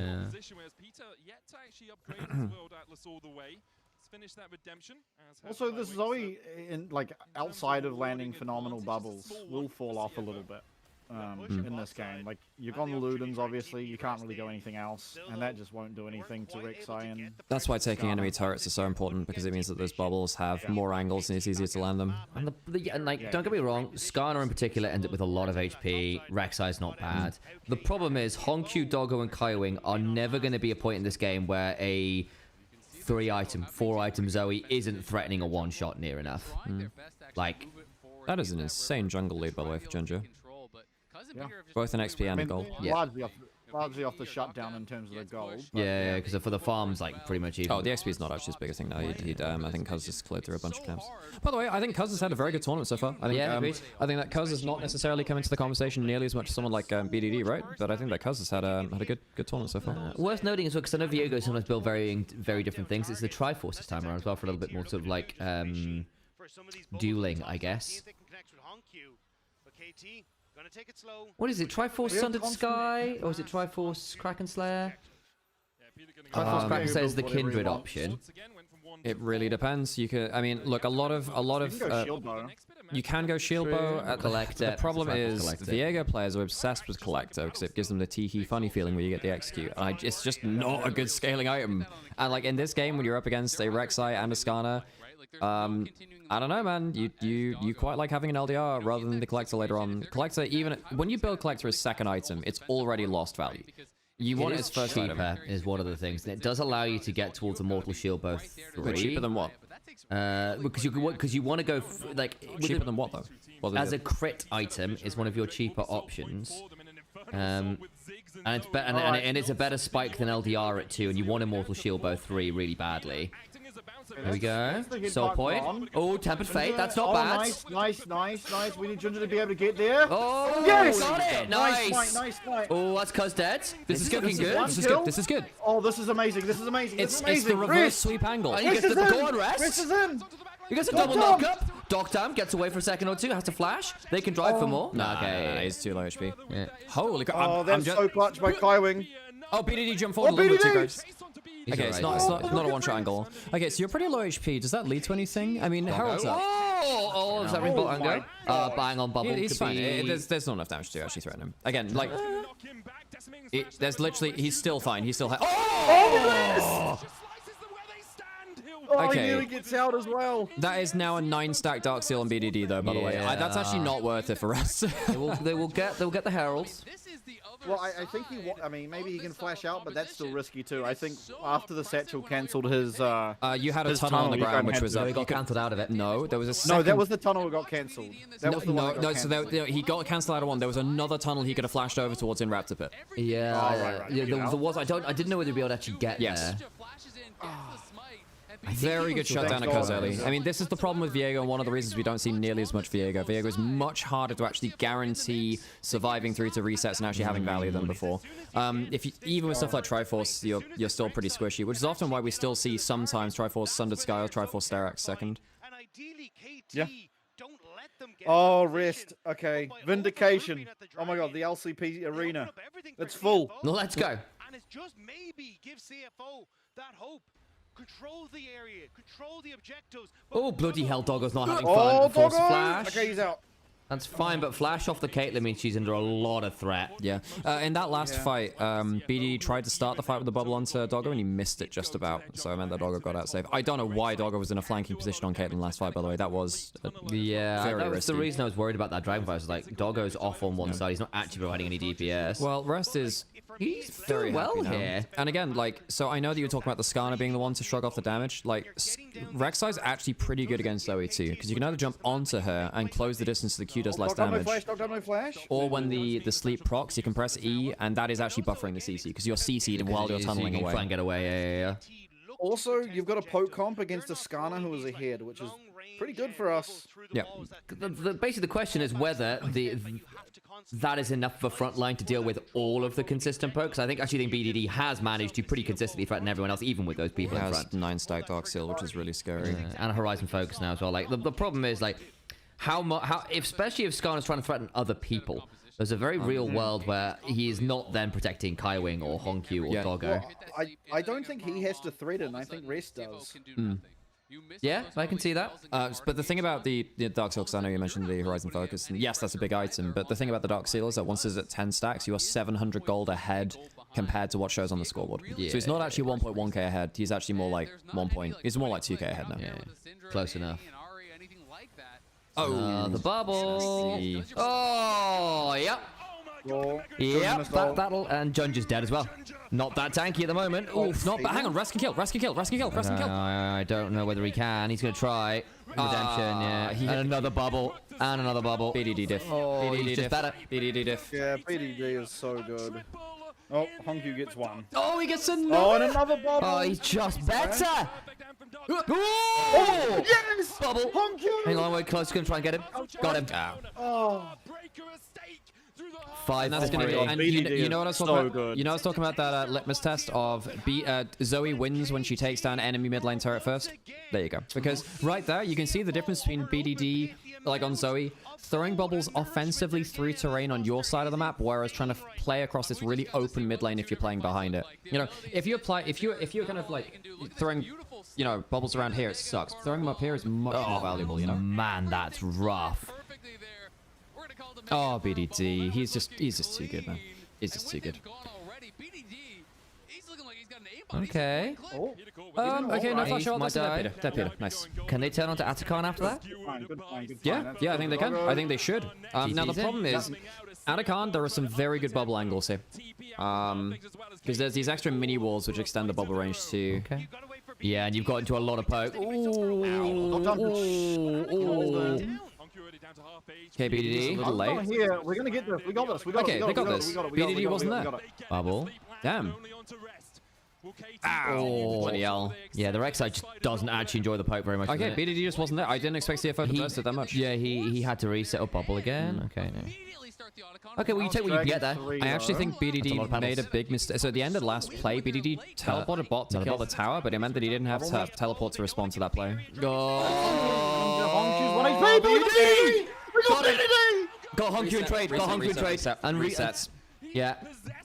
Yeah, but I don't know. Has Coz read the wiki? Does he know what all the Quay abilities do? Look at Dogtown. I don't know. Rest is no. This is good. This is good for CFO. Rest in melee range now. Oh, okay. I lied. I've spread misinformation on the internet. There was another reset. Yeah. When you make these small missteps, the Viego just goes wild, man. Yeah. Damn, guys, KT are playing very fucking good. well. Yeah. BDD dies because, you know, CFO finally get the return fire back onto the Zoe return portal, but I don't know, man. KT are just playing, like, massively well around random combos in fights. Yeah, and basically any bit of very long-range CC lands and the immediate follow-up of a very strong Ziggs and a very strong Zoe. Like, you've got a Heartsteel and a Titanic Hydra Hullbreaker. You are not tanky on this front line at the moment. You're just not. And everyone else is, like, squishier than hell. This play to start it off, though, was really nice from Doggo as BDD goes over the wall. Oh, like, he does die, but the thing is, it's 1 for 1.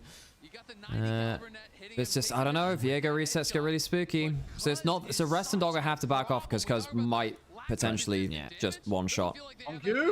What are you doing? Oh dear, Tempered Fate's wide as well. They don't even get the turret, and they don't even get the turret. That's a tilter. That's a tilter. BD. Perfect timing on that decimating smash was That was very good from Perfect, actually. Catches Honkyu as he pops out of the Herald there. Okay. Peter follows Well, up. we are That's the 32 carry flowers down. to 5. That's true. That does help. You didn't need to take that ride. Rest is getting. He's got. Hang on. Rest has got Hullbreaker for more split push pressure. So Hullbreaker doesn't give you like the isolated stats anymore, really. But what it does allow you to do is keep a cannon wave alive and do some actual split pushing. I think probably the 5v5s feel really rough. Yeah, the 5th auto attack thing is kind of crazy. You can see where the Atakan was taken and things look good briefly. It is KT getting further and further ahead. But like, in terms of raw stats, at least the Atakan does bring back a reasonable amount of gold for us.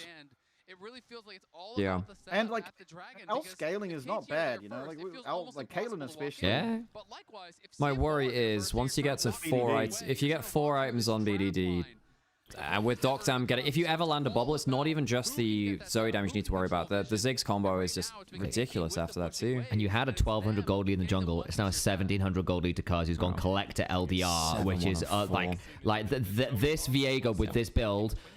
You get a lot of value out of the crit and the armor pen on your ult. It basically means if Honku gets hit by a bubble, the follow-up from the Viego or the Ziggs will lead to a reset, will lead to a body steal. It's very hard to stop. I feel bad for Honku. He's had a good year, but this Worlds has looked rough. Outside of a couple of Aurora games, he's looked quite vulnerable. Yeah. Agreed, Mercury. I'm remembering a lot of like his Rise side lane deaths, etc., where he did look very vulnerable. I mean, like, this guy's still very exciting. I've really enjoyed watching him, but it's clear that, you know, there is an upper end of respect and gamesmanship he needs to learn still, which is the case for many rookie players. You don't get that shit for free. You only get that by often losing because you don't have it at first. Kaz was 1-6 this year on Viego. Yeah, but this will be the second, won't it? And in fairness, historically, he has been a very good Viego. I think Viego in general has been a bit mixed this year. I think you mean this will be the CFO. Oh, sorry. Yeah, Right, sorry. yes, Yeah, no, absolutely. KT have still got to do the funny thing, right? Rest. Oh, boy. Yeah, that's... Okay, not bad, actually. Oh, he got the wrong angle. Wrong angle. Damn, that Rek'Sai does not survive long. I also think Verdant Barrier is very astute from BDD now as well. It makes it a lot harder to stop the Zoe doing the Zoe thing. Here we go behind. Oh, they're not looking for a play here. They just want to cut off the wave and stop the push coming in. Not realistically a big play there, because... it does allow them to get the tier 2 bot as a result. The impale! He gets headbutt away! He got headbutt away! He got headbutt away! Kaz survived. Oh, the Mega and photobomb damage. Peter just made a mega play there, folks. Peter just saved Kaz's life. That was insane. BDD. Oh, Jesus! Fucking hell. Lord. Oh, that was crazy by Peter. Peter actually could have just saved the game there, by the way. Because if you get a freak pick onto Kaz, and you manage to turn that into a decent setup around Baron, you might actually be able to flip this game. Yeah. But now you've lost your jungler, Baron's up. Peter just saved the game, folks. Peter is actually... just great. I actually think Peter is player of the series, despite the fact that BDD maybe mechanically played a lot of things better at different points. Peter has been exceptionally good, folks. Oh, man. Does Kai Wing have a Spellbook Smite available? Not currently. No. And now you have Baron overlapping with Soul Spawn in less than a minute, which means you can reset, push out some waves. Watch Peter. Oh, Peter. So nice. Peter just completely saves the game, though. I mean, might not have won the game, but you know what I mean. He saves the play. Yeah, and Kaz ult out as well, so it's just like... Yeah, Medic's right with us. Peter's been so good. Peter's been insane. That was an insane headbutt. Yeah. And like, folks at the co-stream, we were saying like, yo, maybe this frontline can deal with the poke. Like, not when it gets this far ahead, guys. That's a death cap now on the Zoe, by the way. And 10 stacks again. Like, they have a very nice hat, Sam. Yeah, like this hat is full of pain in the tears of CFO fans. So now you're fighting for Soul, and actually KT, because they have Baron, even if they just take a good fight with 3 grubs, they don't need the dragon. They just need a good fight or the dragon. Oh no. Bubble. CFO need to survive the fight and take dragon. Yep. Watch Rest. He didn't get Peter. And they get dragon. Okay. So now you have a poke combo with Infernal Soul. Yeah. Okay, you'll lose Peter 1-for-1, but I think the retreat is going to suck from CFO now. Oh boy. Stolen body from the Rek'Sai. Junja gets an impale. Means very little. I think this might be another bubble. End. I think this might be the end. Yeah, I think so too. Oh, Kaz has read the Wikipedia. He's brought out the manual for Quay. It's a very fast day, folks. I'm sorry, Vestian. I genuinely believed. No, it's fine. It's like, I mean, already they've exceeded a lot of people's expectations. I think this was a poor showing, but like, yeah. I mean, KT are the real deal, man. Yeah, that's exciting now. Without the memes, you know, surrounding it, this is actually going to be pretty exciting to watch them versus Gen G. Oh yeah. I remember they beat them the last time, right? I think KT have looked better at Worlds than they did regionally, and I think there is a real world where KT could take a series versus Gen G, which is fun. It's insanity coming from regionally. Look, Gen G, did they look insane versus HLE? Yes. Will they be becoming his favorites? Yes. There is still a world where KT, with a very good early game read, good drafting, BDD playing out of his mind, where actually KT are a genuine threat. Yeah. It's sad CFO go out. They're a very inspiring team. I've loved watching this team. Love getting your opinions on them too, Vestian. It's been very cool to kind of connect with you on this, really. Yeah, no, it's been a pleasure, and I thank you guys for allowing me to be here. Honestly, it wasn't too long ago where we were doing the same, very similar things. We were similar things coming from a less visible region, championing a team which has gone beyond the historical precedent. CFO are a team which I'm going to hold them dear to my heart. I hope this team gets to stick together with the important core. I think the LCP as a major region needs them as ambassadors. You really need to keep players like Doggo and Honkyu. Agreed. You need to keep Junja. Junja is just a man in his own realm, really. Yep. Yeah. But yeah, I don't know. I'm going to remember this team very fondly. I mean, they've already made history. They have, and I think there is a real world where a lot of teams will be looking at people like Honkyu, at Junja, and understandably going, yeah, I wouldn't mind having a look at them. And you couldn't blame teams for doing that. And actually, as those players, my recommendation would be consider those offers, And as much as it'd be great for them to stay on CFO, and Alex has made a very great point on that front, there is a world here where this is a fantastic spot for them to do something with it, and they'll be very interested to see what happens in the offseason, because the interest will be there, no doubt about it. Yeah, and now KT have made their first semi-finals at Worlds ever! After 3 attempts, after being... Oh my god. KT are one of just the weirdest teams ever. I do hope they do well, but you have to go against Genji, and that... Oh, bloody hell. Actually, KT Genji at World Semis is kind of banging. Boy. Guys, just imagine... Oh, yeah. I don't want to see an all-LCK Worlds kind of bracket. I don't want to see that. But imagine a telecom war for Worlds. Oh, my... That would be pretty insane. I have to say, on the whole, I would prefer, like an LPL run for LCK versus LPL with LPL team in finals in China. That'd be awesome. However, Telecom War in finals kind of overruled. Yes. Telecom War is the good final. I don't think it's a good timeline for everyone, I will say, because again, LPL really need a finalist this year, folks. Spiritually speaking. I concur. Yeah. Holy moly. Well, GG. Yeah, that's to you, Vestian. We're sort of fist bumping the camera. Best we've got for this.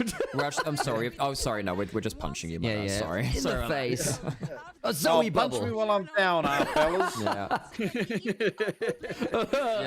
I'm sorry. We were talking about caster bias earlier. We've got to even it out. So everyone, get your jokes in now. Yeah, I don't know. I guess China's got oyster allergies. Yeah, they've been shocked. Right. Yeah. They have. Still, I mean, a team that, especially with someone like Honkyu, I think, given a little bit more experience, and probably the experience that comes from a tournament like this, there's a lot of room for him to grow and get better as a unit. But I think it is important for them to stay together, because I think they are not the sort of team that's just relied on, okay, this player's really good and we're carrying it through. It's a team that has generally worked very, very well together. And you can see that evidence through Doggo, right? He looks like an entirely changed man on this roster in comparison to his former 3 years, so, or even beyond that. So I do think that for them individually, performance-wise, I think staying together makes the most sense. But of course, if they get a big offer, then take it. You only live the one time. You may as well make the most of it. Well, thank you so much for joining us, mate. And yeah, well, I guess we can stick around for interviews at the end of this. I would imagine there's going to be a losers interview for one of the CFO teams and team players. So yeah, feel free to stick around for that if you want to listen in, but obviously don't want to keep you if you've got to commiserate. Yeah. I'll go talk to some of the people in the LCP thing, and it was a sad moment, but honestly, I shouldn't be sad considering the performance. No, it's still a historic performance. Okay, right, so we're going to keep the stream a little bit more. Thank you so much for joining us, Vestian. It's been a pleasure getting you on stream for this Worlds, and we'll have to do this again sometime. See you in a bit, mate. Absolutely. Catch ya. Definitely super nervous watching that, but the CFO roster. Okay, so that was not nearly as close as I thought it would be, sadly. Yeah. But, yeah. Still, I really love watching CFO. Very, very cool team.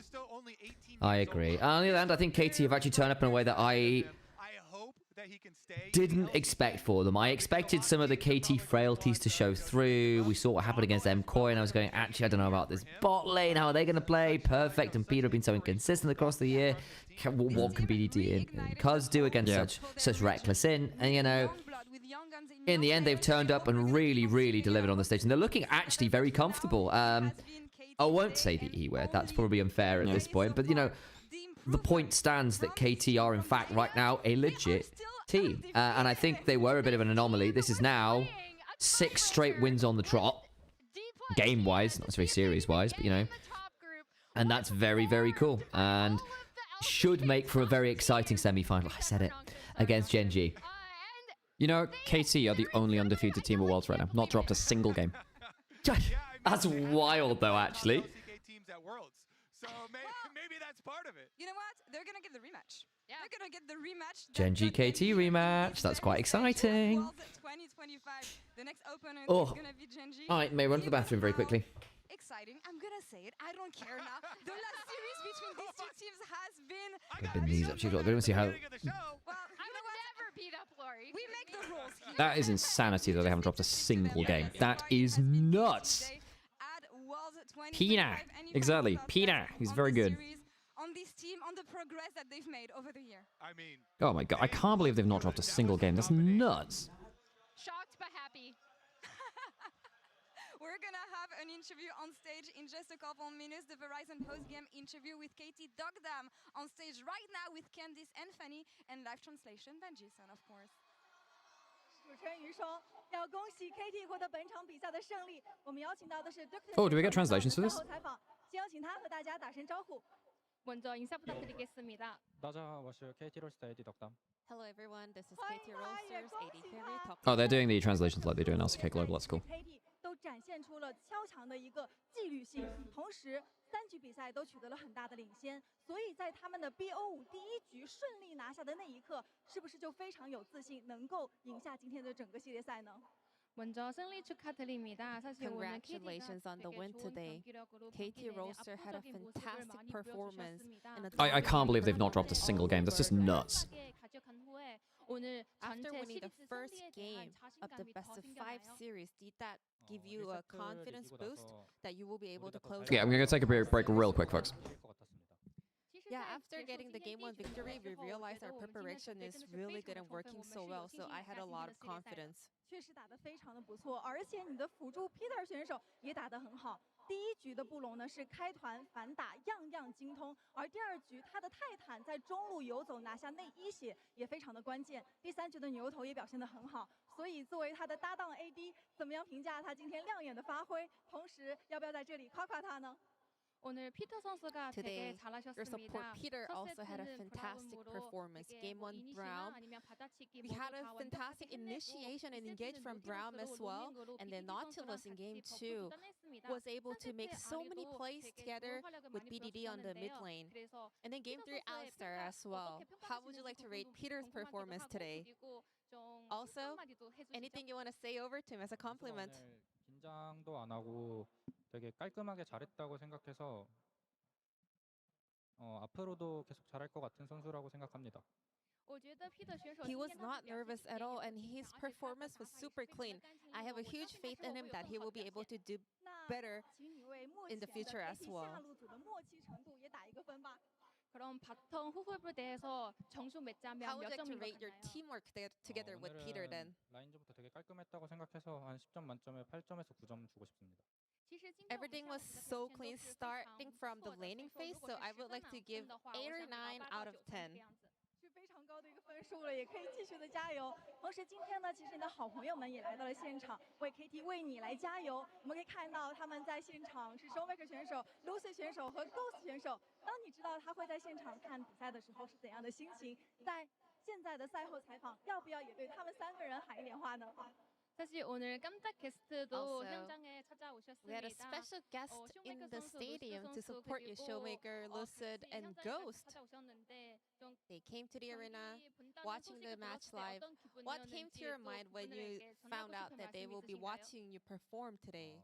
Anything you want to say to them as well? 응원을 해준다는 게 되게 어려운 결정이었을 텐데 와줘서 너무 고맙고 그 덕분에 이긴 것 같습니다. I'm very grateful that they decided to come all the way to Shanghai and watch the game and support me. I want to say thank you to them.